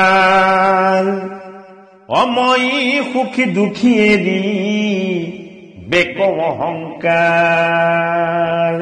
মই সুখী মই দুখী এনেকুৱা অহংকাৰ বিলাকো মনৰ পৰা আঁতৰ হৈ যাব। আন কিছু নজানয় মই মাত্ৰ সাৰ, মূত্ৰ মাত্ৰ ভক্তি কৰে এৰি ব্যভিচাৰ। নিৰ্জন স্থানত চিন্তে অমুক দিয়ামতি, গ্ৰাম্যজন সংগে কথা নুফুৰয়ৰতি। ক্ষেত্ৰজ্ঞ বিভাগ যুগত এই ক্ষেত্ৰৰূপী আমাৰ দেহ ক্ষেত্ৰ, ক্ষেত্ৰজ্ঞৰূপী জীৱ, এই দুইটা বস্তুকে শুদ্ধ কৰি জীৱৰ জড় বন্ধনৰ পৰা জীৱক মুক্ত কৰি ৰাখিবৰ কাৰণে ভগৱান কৃষ্ণই উপায় দিছে। বোলে কি? নিৰ্জন স্থান বিচাৰি আপুনি এতিয়া ক'ত পাব? নিৰ্জন স্থান আপোনাৰ মনৰ মাজত বিচাৰিব লাগিব। মনটো যাতে অশান্ত নহয়, মনটো শান্ত আৰু সুস্থ কৰিবলৈ কি কৰিব লাগিব? একান্ত চিত্তে ঈশ্বৰক চিন্তা কৰিব লাগিব, ভগৱানৰ নাম গুণ শ্ৰৱণ কীৰ্তন কৰিব লাগিব। সেই কথাখিনিক আমাক গীতা শাস্ত্ৰই কৈছে। অবিভিচাৰ ভকতি, যে এক কৃষ্ণদেৱ বুজিব লাগিব, বেলেগৰ ওচৰত বুজি একো লাভ নাই। ভগৱান কৃষ্ণই হ'ল সকলোৰে মালিক, এইটো হ'ল অবিভিচাৰী ভকতি। আৰু গ্ৰাম্য কথা, এই সংসাৰৰ ধন জন বিষয় বন্ধন এইবিলাক সকলোকে লাগিবই জীয়াই থাকিবলৈ, এইবিলাক পাতিবলগীয়া কথা নহয়। পাতিব লগা কথা কি? ঈশ্বৰৰ কথা, ভগৱান কৃষ্ণৰ কথা।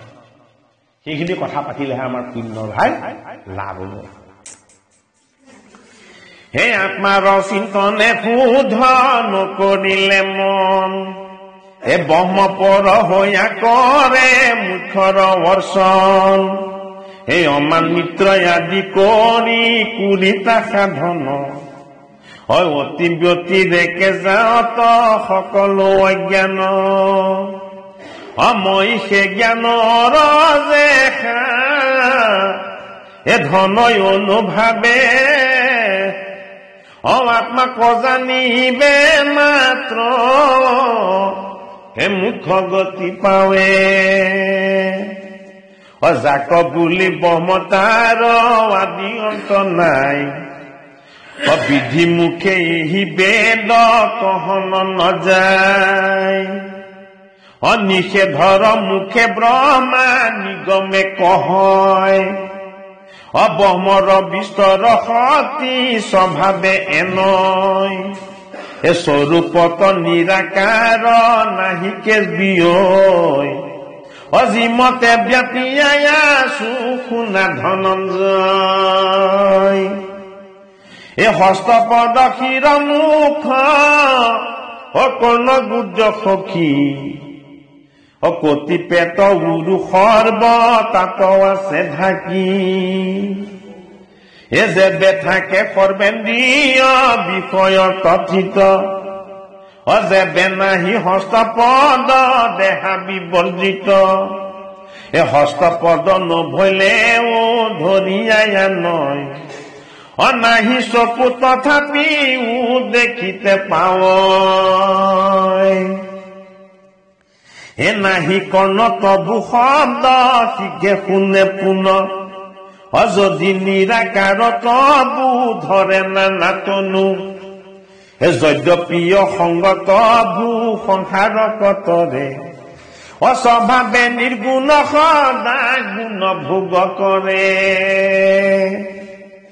যেন আকাশত বায়ু সৰ্বতই আশ্ৰয় বায়ু আকাশৰ ভূ সংযোগ নহয় হিমতে সবাহাৰ বাহ্য অভ্যন্তৰ ব্যাপী আশ্ৰয় সবে যত চৰাচৰ নাম ৰূপ নাহি যাৰ অতি সূক্ষ্মতৰ দুখে নজানয় তাক মনয় গোচৰ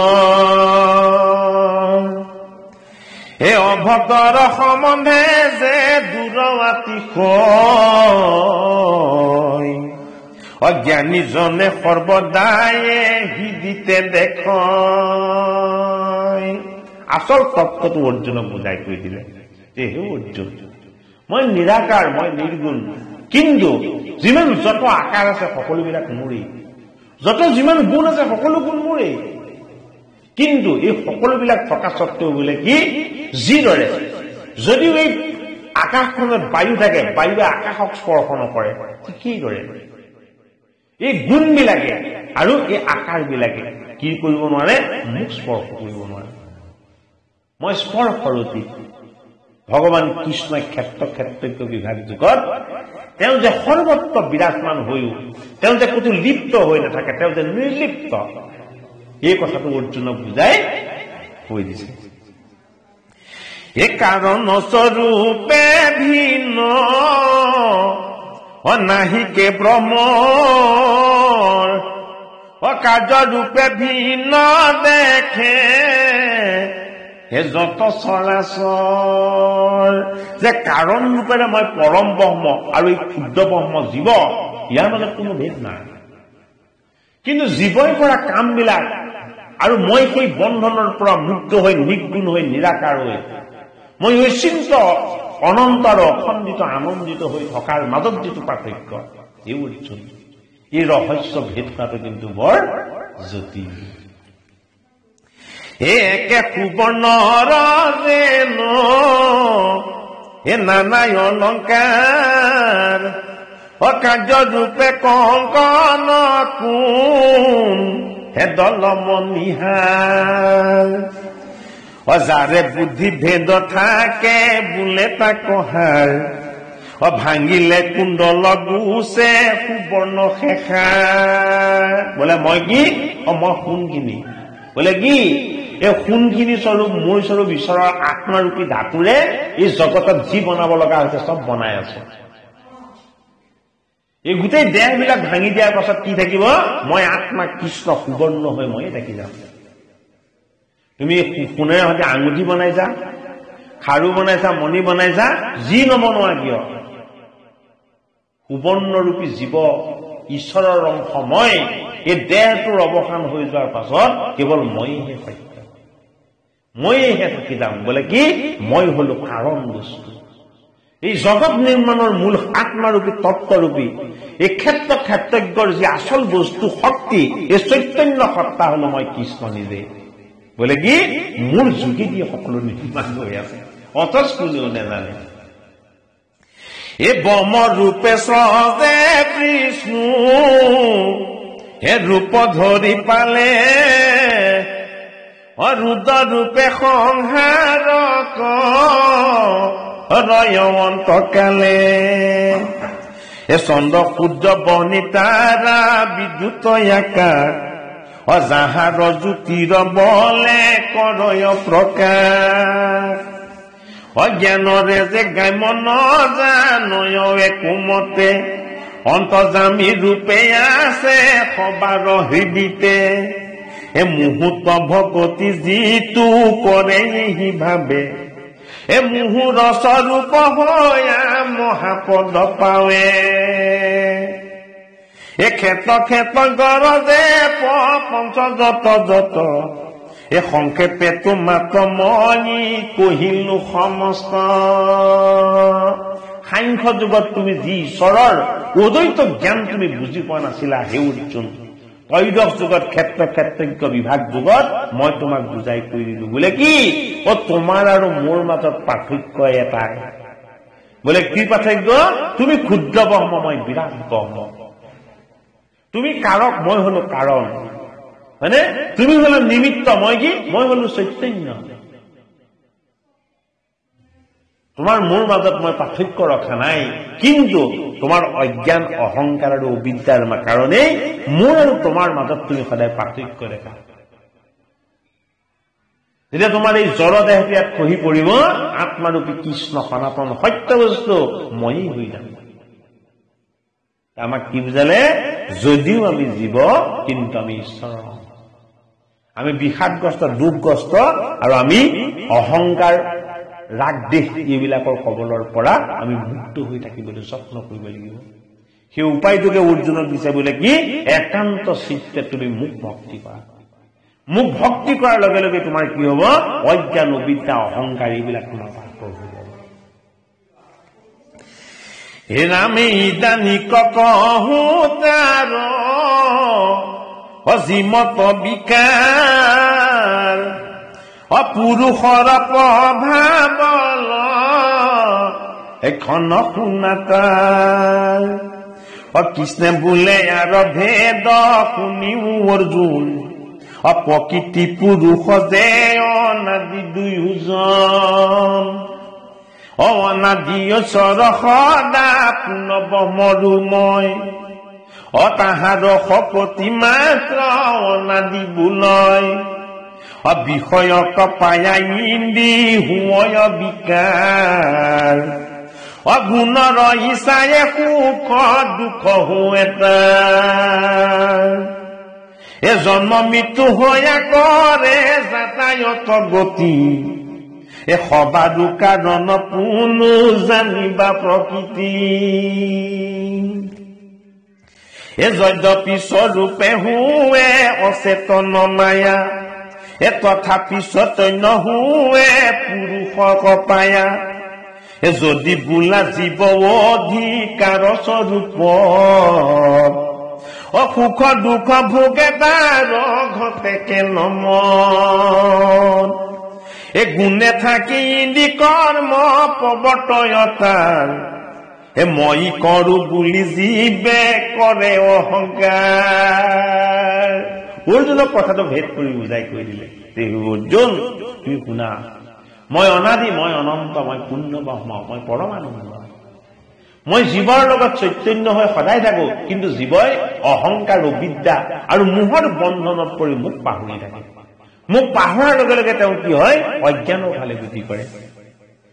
মই তেওঁৰ হৃদয়তে থকা স্বত্বেও মোক পাহৰি, মোক অপেক্ষা কৰি, মোক স্মৰণ নকৰি, মই থকা স্বত্বেও তেওঁ আৰু মোৰ মাজত এটা দূৰত্ব তেওঁ সৃষ্টি কৰি দিয়ে। গতিকে সেই অৰ্জুন, তোমাৰ বাহিৰত এই গীতা কৰি থকা কৃষ্ণস্বৰূপ বিসৰ্জন, তুমি যে শ্ৰৱণ কৰি আছা এই গীতা, তোমাৰ হৃদয়ত কৃষ্ণই গীতা শুনি আছে। বুজি পাইছেনে এতিয়া কথাটো? মই কোৱা কথাখিনি কোনে শুনি আছে? এই জীৱৰূপী শুদ্ধ ঈশ্বৰৰ অংশ এই জীৱই শুনি আছে। এই জীৱই হলো মই। তুমি যে মোক ভেদ দেখিছা, এই ভেদটো তুমি দূৰ কৰা। বোলে কি তুমি যদি মোক ভক্তি কৰা, মোক উপাসনা কৰা, জীৱৰ পৰা আৰু অপৰা প্ৰকৃতিৰ তত্ত্ব যদি তুমি ভালকৈ বিচাৰ কৰি চোৱা, তেতিয়াহ'লে কি হব? তোমাৰ দেহটো জড় বস্তু। এইটোক লৈ অহংকাৰ আৰু তুমি নকৰিবা। এইটোক তুমি সন্তুষ্ট কৰিবৰ কাৰণে আনক তুমি ঠগ প্ৰবঞ্চনা আৰু কৰিব লগা নহয়। হে ৰাম ধেনু ৰবাত কপছে, যেন মুখে লয় বৎস ধেনু যুগে দুগ্ধ আপুনি শ্ৰৱয়। এই অৰ্জুন, গাইজনীৰ ওহাৰত পোৱালিটো মুখখনহে দি দিয়ে। সি প্ৰথমতে গাখীৰ কি খাবও নাজানে, কিন্তু মুখখন লগাই দিয়াৰ লগে লগে আপোনা আপুনি তাৰ মুখলৈ কিন্তু মাতৃৰ হেৰিয়াৰ পৰা কি আহি যায়? অমৃত আহি যায়। বোলে কিয় আহি যায় যে জীৱ আৰু মোৰ মাজত সেইটোৱেই প্ৰেম মই জীৱক যিদৰে এই পৃথিৱীলৈ পঠাইছো সেইদৰে মই তাক পালনো কৰি থাকো কিন্তু নাজানে অজ্ঞানবশতঃ হে ৰামে তমু গুণে নৰ যেন আছে নিদ্ৰা যায় হে বৰ দুখ পায় স্বপ্নত বাঘে খাই অসপনত গুচিলে ভয় নিদ্ৰা দূৰে যায় অজ্ঞানত জীৱ বদ্ধ জ্ঞান পক্ষে নাই অজীৱ ঈশ্বৰৰ ভিন্ন নুহি দুয়ো একে উপাধিত থাকিলোকে ভিন্ন কৰি দেখে এ আকাশে উদিত চন্দ্ৰ আছে যেন নয় এ চন্দ্ৰ প্ৰতিবিম্ব লোকে জলতে দেখয় জল হইতে দূৰ ভইলে প্ৰতিবিম্ব নাই জীৱ বন্ধন মুক্ত হয় আত্মজ্ঞান পায় এই অৰ্জুন মই আৰু জীৱৰ তত্ত্বটো তোমাক ভালকে বুজাই কৈছো শুনা বোলে কি মই আকাশত জিলিকি থকা চন্দ্ৰ বোলে কিদৰে আকাশৰ ফালে চাই দিলে মোক দেখা যায় বুজাইছে অৰ্জুনে তুলনাটো দি কিন্তু মই যদি চন্দ্ৰৰ প্ৰতিবিম্বটো যেতিয়া পানীত পৰি থাকে তুমি তলত চালেও কিন্তু মোকে দেখা পাবা কিন্তু তুমি ভালকে যদি মন কৰা মই আকাশত থকা চন্দ্ৰটোহে পানীৰ প্ৰতিবিম্বত পৰি থকা চন্দ্ৰটো কিন্তু মই নহয় হয়নে বাৰু আৰু যেতিয়া মই সেই ঠাইৰ পৰা আঁতৰি গুচি যাম তুমি কিন্তু পানীত প্ৰতিবিম্বটো নেদেখা বোলে মোৰ আৰু জীৱৰ স্বৰূপো সেয়াই মই আঁতৰ হৈ যোৱাৰ পাছত আৰু তাত দেখা তুমি নোপোৱা গতিকে আচল সত্য বস্তু কি আচল সত্য বস্তুটো হলো মই ভগৱান কৃষ্ণ অৰ্জুনক বুজাইছে যে জীৱ আৰু মোৰ মাজৰ সম্বন্ধ সেয়াই মই এই জীৱৰ মাজত প্ৰৱেশ হৈ সকলো কৰি থাকো কিন্তু জীৱই অজ্ঞানবশত এইবিলাক কথাখিনি তেওঁ অনুভৱ কৰিব নোৱাৰে ক্ষেত্ৰজ্ঞ বিভাগ যুগৰ ৰহস্যময় জ্ঞানৰ যোগেদি ভগৱান কৃষ্ণই অৰ্জুনক জনাই দিছে যে তোমাৰ লগত থকা চেতনা শক্তি আত্মশক্তি ঈশ্বৰ শক্তি মই তোমাক চৈতন্য কৰি আছো তুমি এইটো বুজি লোৱা হে নাম জল হইতে দূৰ ভইলে হে প্ৰতিবিম্ব নাই জীৱ বন্ধ মুক্ত হয় হে আত্মজ্ঞান পায় এই জীৱ বন্ধনৰ পৰা মুক্ত হয় কিহৰ যোগেদি আত্মজ্ঞানৰ যোগেদি আত্মজ্ঞানটো কি যে মোক জনাটোৱে আত্মজ্ঞান মই যে ঈশ্বৰ মই যে চৈতন্য শক্তি মই যে জীৱবিলাকক চলাই আছো জীৱই যেতিয়া এইটো বুজি পোৱা হ'ব তাকে কোৱা হয় আত্মজ্ঞান বা ঈশ্বৰ জ্ঞান হে জীৱৰ জন্মক দেখা যত ত্ৰিজগত এ স্বৰূপত মিছা কিন্তু গুণৰ লগত যিটো আত্মা সবহতে সাক্ষী অন্তৰ্যামী হে ভক্তা ভোক্তা মহেশ্বৰ ব্ৰহ্মাণ্ডৰ স্বামী হে কাৰণৰো কাৰণ যে প্ৰকৃতি তপৰ এই মতে নিষ্ঠা ৰূপে জানে যিটো নৰ তাৰ বিধি নিষেধ অঘনে দুখ নাই এই দিহ জ্ঞানে যে ৰম গতি পায় যত যোগী আত্মা চিন্তি মন কৰে লয় প্ৰকৃতি পুৰুষ ভেদ কত সংখ্যে কয় কতেক অষ্টাংগ কৰি দেখে যুগমতে কত পায় কৰ্ম কৰি অৰ্পি ঈশ্বৰতে অতি মূৰ্খ মতি যিটো কিছু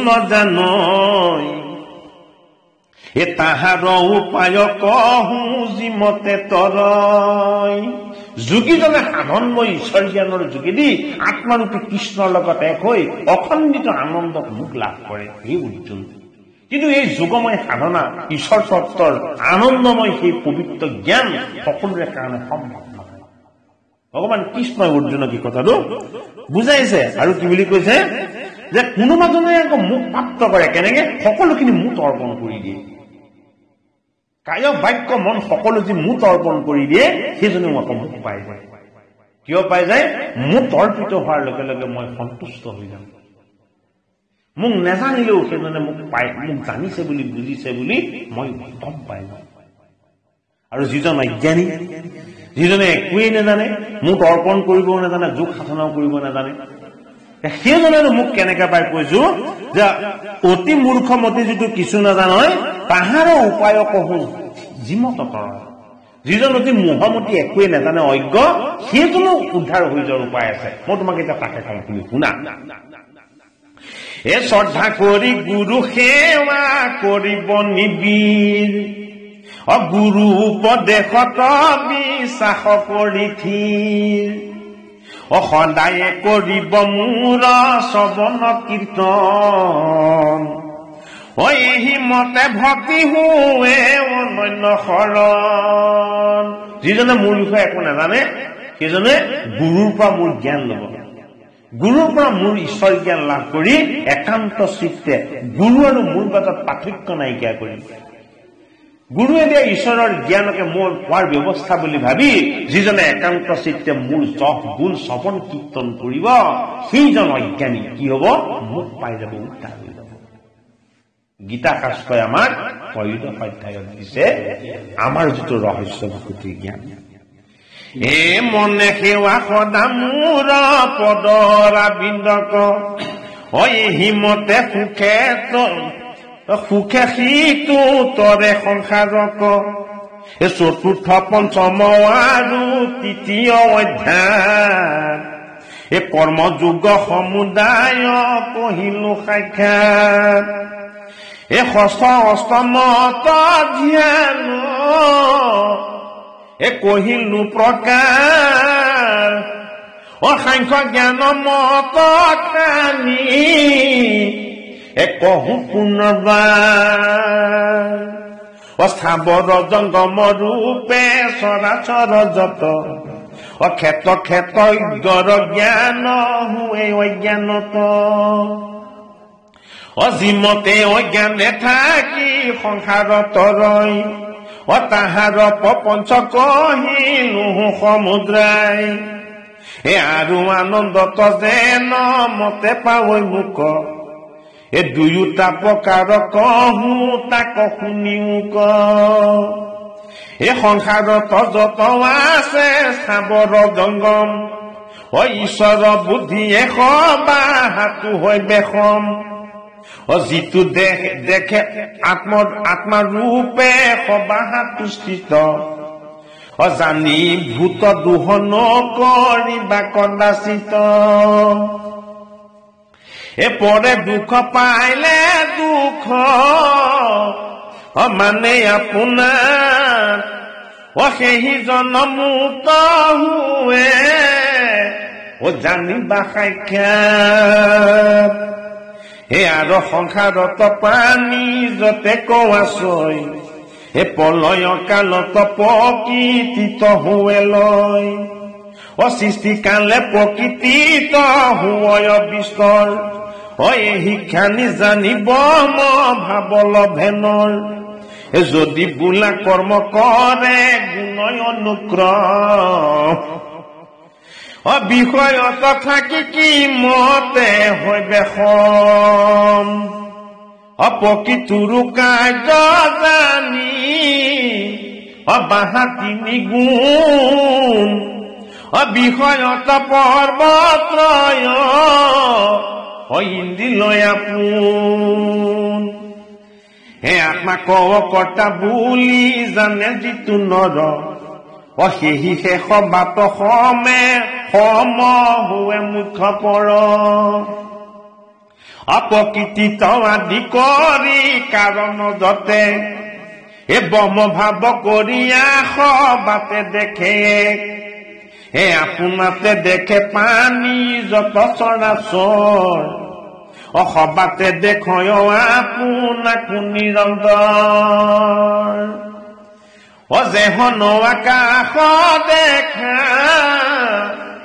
সৰ্বত্ৰে আশ্ৰয় পংকতে আকাশ আছে পংকে লিপ্ত নয় সেই মতে আত্মা দেহে আছে অৱস্থিত তভু কৰ্ম বন্ধে নপাৱয় কদাচিত যিটো জনে পানী ৰজে দ্ৰোহক আচৰে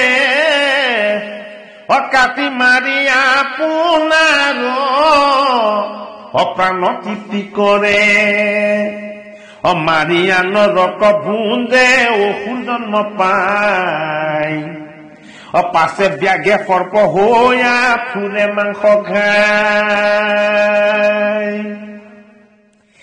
আত্মা সাক্ষী ৰূপে অকৰ্তা স্বৰূপত যাহাৰ প্ৰকাশে হুৱয় চৈতন্য জগত যেহনৱা দ্বিতয়াক প্ৰকাশয় পায়ানৰ কৰ্মতে পৰ্বতে জানা সেই পতন্তৰ জীৱৰ দেহাত প্ৰকাশয় সেই থান যাহাৰ প্ৰকাশে ইন্দি পৰ্বতয় প্ৰাণ জীৱ এৰিলাতো দেহে কিছু চেষ্টা নাই ভাজা পুত্ৰ হব বুলি তেখনে এৰাই ক্ষেত গৰজে পঞ্চ যত যত পূৰ্বা পৰে তাক কহিলো সমস্ত এই জ্ঞান চকু সখী ভৈল যিজনৰ সেহিকে পৰম সাধু ভৈলা মুখ কহয় গোবিন্দ মিশ্ৰে গীতা সমুদ্ৰ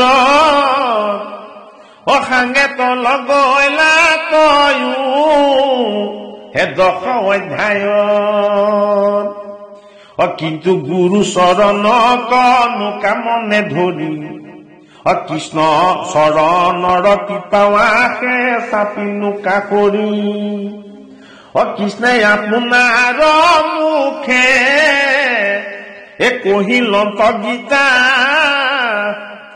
হেন জানিবি বিষয়ে হৰিওৱান চিন্তা মনৰ সংশয় মানে সবে পৰিহৰি বিলম্ব নকৰি ডাকি বোলা হৰি হৰি হৰি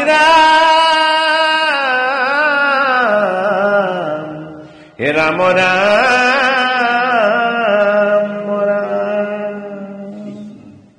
কৃষ্ণই গীতাৰ 13 অধ্যায়ত ক্ষেত্ৰ বিভাগ যুগত ভগৱান কৃষ্ণই অৰ্জুনক বুজাই অন্তিমত কৈ দিলে যে হে অৰ্জুন তোমাক চলাই থকা এই আত্মা যে বোলে এই আত্মা কৰ্তা নহয় এই আত্মা কি এই আত্মা হল অকৰ্তা এতিয়া আমি অকৰ্তা মানে একো নকৰা বুলি বুজিম জানো হয়নে বাৰু আচলতে সেইটো অৰ্থত কৰা নাই তুমি যিমান মনেৰে বেয়া কাম কৰিলা বেয়া চিন্তা কৰিলা জীৱ জন্তুক তুমি হিংসা কৰিলা এই একোতে লিপ্ত হৈ থকা নাই তোমাৰ আত্মা এইটো মানে অকৰ্তা এইবিলাকৰ জড় বন্ধনত বান্ধ খাই পৰি গলা তুমি জীৱৰ পৰ্যন্ত আৰু তোমাক চলাই থকা চৈতন্য শক্তি আত্মাৰূপী কৃষ্ণ এই গুণবিলাকত নাই বোলে কি মই হলো অন্তৰ্যামী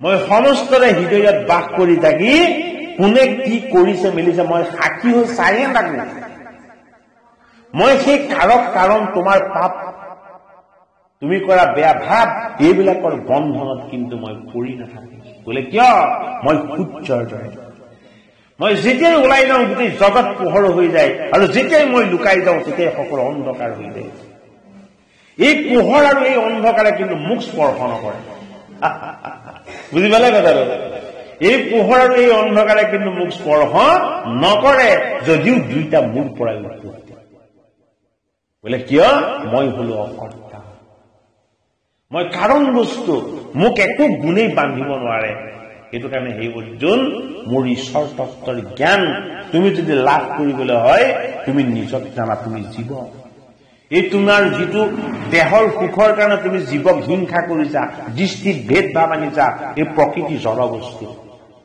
সমস্তকে সমৰূপেৰে চাই থকা, কাৰো প্ৰতি বিদ্বেষ ভাৱ নোলোৱা, সকলোৱে মোৰ ওচৰত সমান। যিদৰে সূৰ্যই সকলোতে সমানকে পোহৰ দিয়ে, মই সকলোৰে প্ৰতি সমান কৃপা কৰি থাকো। মই কি? মই বোলো আত্মা। মই বন্ধনত পৰা, মই কৰ্তা নহয়, মই বন্ধন মুক্ত, মই অকৰ্তা। ক্ষেত্ৰজ্ঞ বিভাগ যুগত আত্মাৰূপী কৃষ্ণ, পৰমাত্মাৰ পৰম তত্ত্বৰূপ গীতাৰ ক্ষেত্ৰজ্ঞ বিভাগ যুগ ত্ৰয়োদশ যুগত কৈ দিলে। বোলে কি?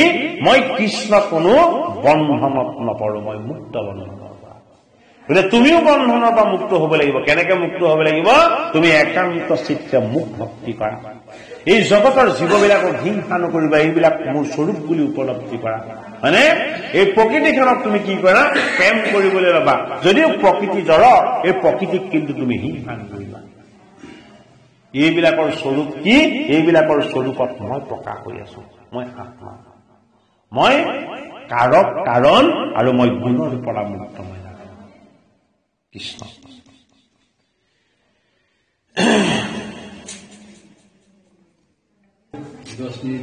গীতা মাহাত্ম্য। এই গীতাৰ মাহাত্ম্য কথা শুনা সৰ্বজন, দিব্য জ্ঞান লভ যাক কৰিলে শ্ৰৱণ।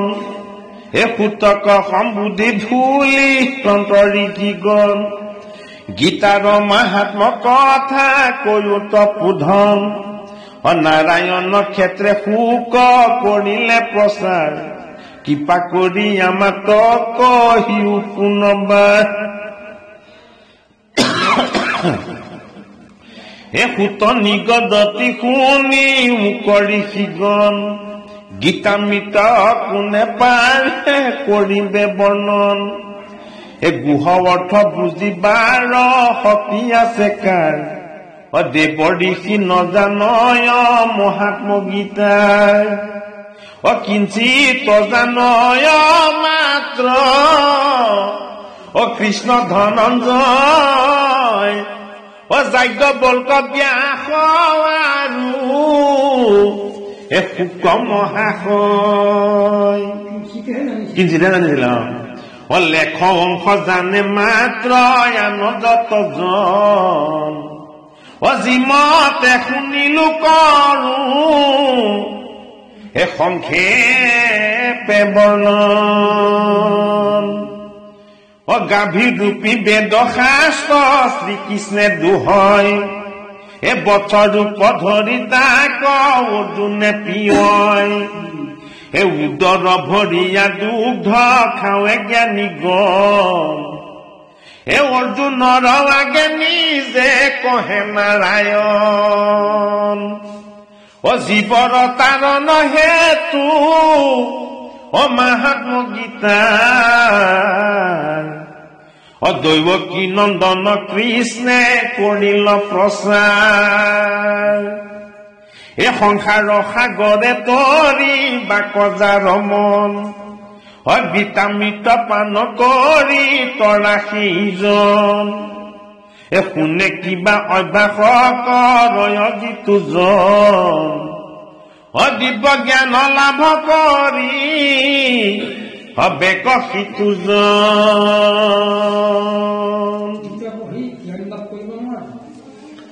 হে নামে গীতা শুনয় যিটো সুদচিত হৈ, সুবৰ্ণ পাতৰ বস্ত্ৰ ভুজ বচাই।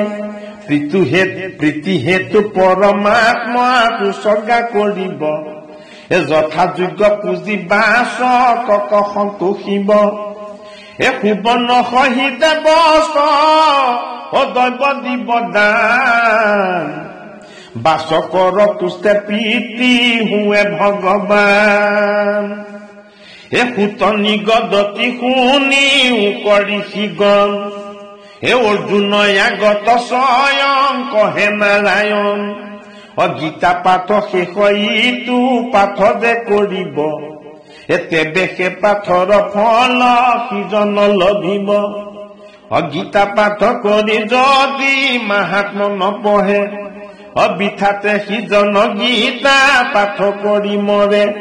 হে মাহাত্ম সহিতে গীতা পঢ়ে কিবা কোনে হে লভয় পৰম গতি চোতাব কাজনে হে পুণ্য ফলে সংসাৰত ৰয় সিটোজন অৰ্থ শুনি মাহানক কৰিলে শ্ৰৱণ এ শুনা সৰ্বজন ইটো মাহাত্ম গীতাৰ যাহাৰ প্ৰভাৱে সুখে তৰয় সংসাৰ গীতাৰ মাহাত্ম এহি মানে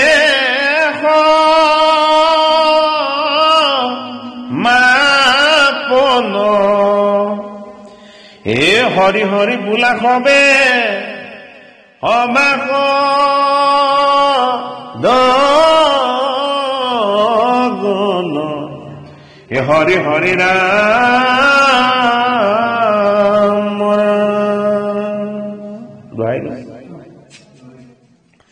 হে শুনা সৰ্বজন হে মাহাত্ম গীতা যাহাৰ প্ৰভাৱে সুখে তৰয় সংসাৰ গীতাৰ মাহাত্ম এহি মানে সমাপন হে হৰি হৰি বোলা সবে সভা সদন হে হৰি ৰাম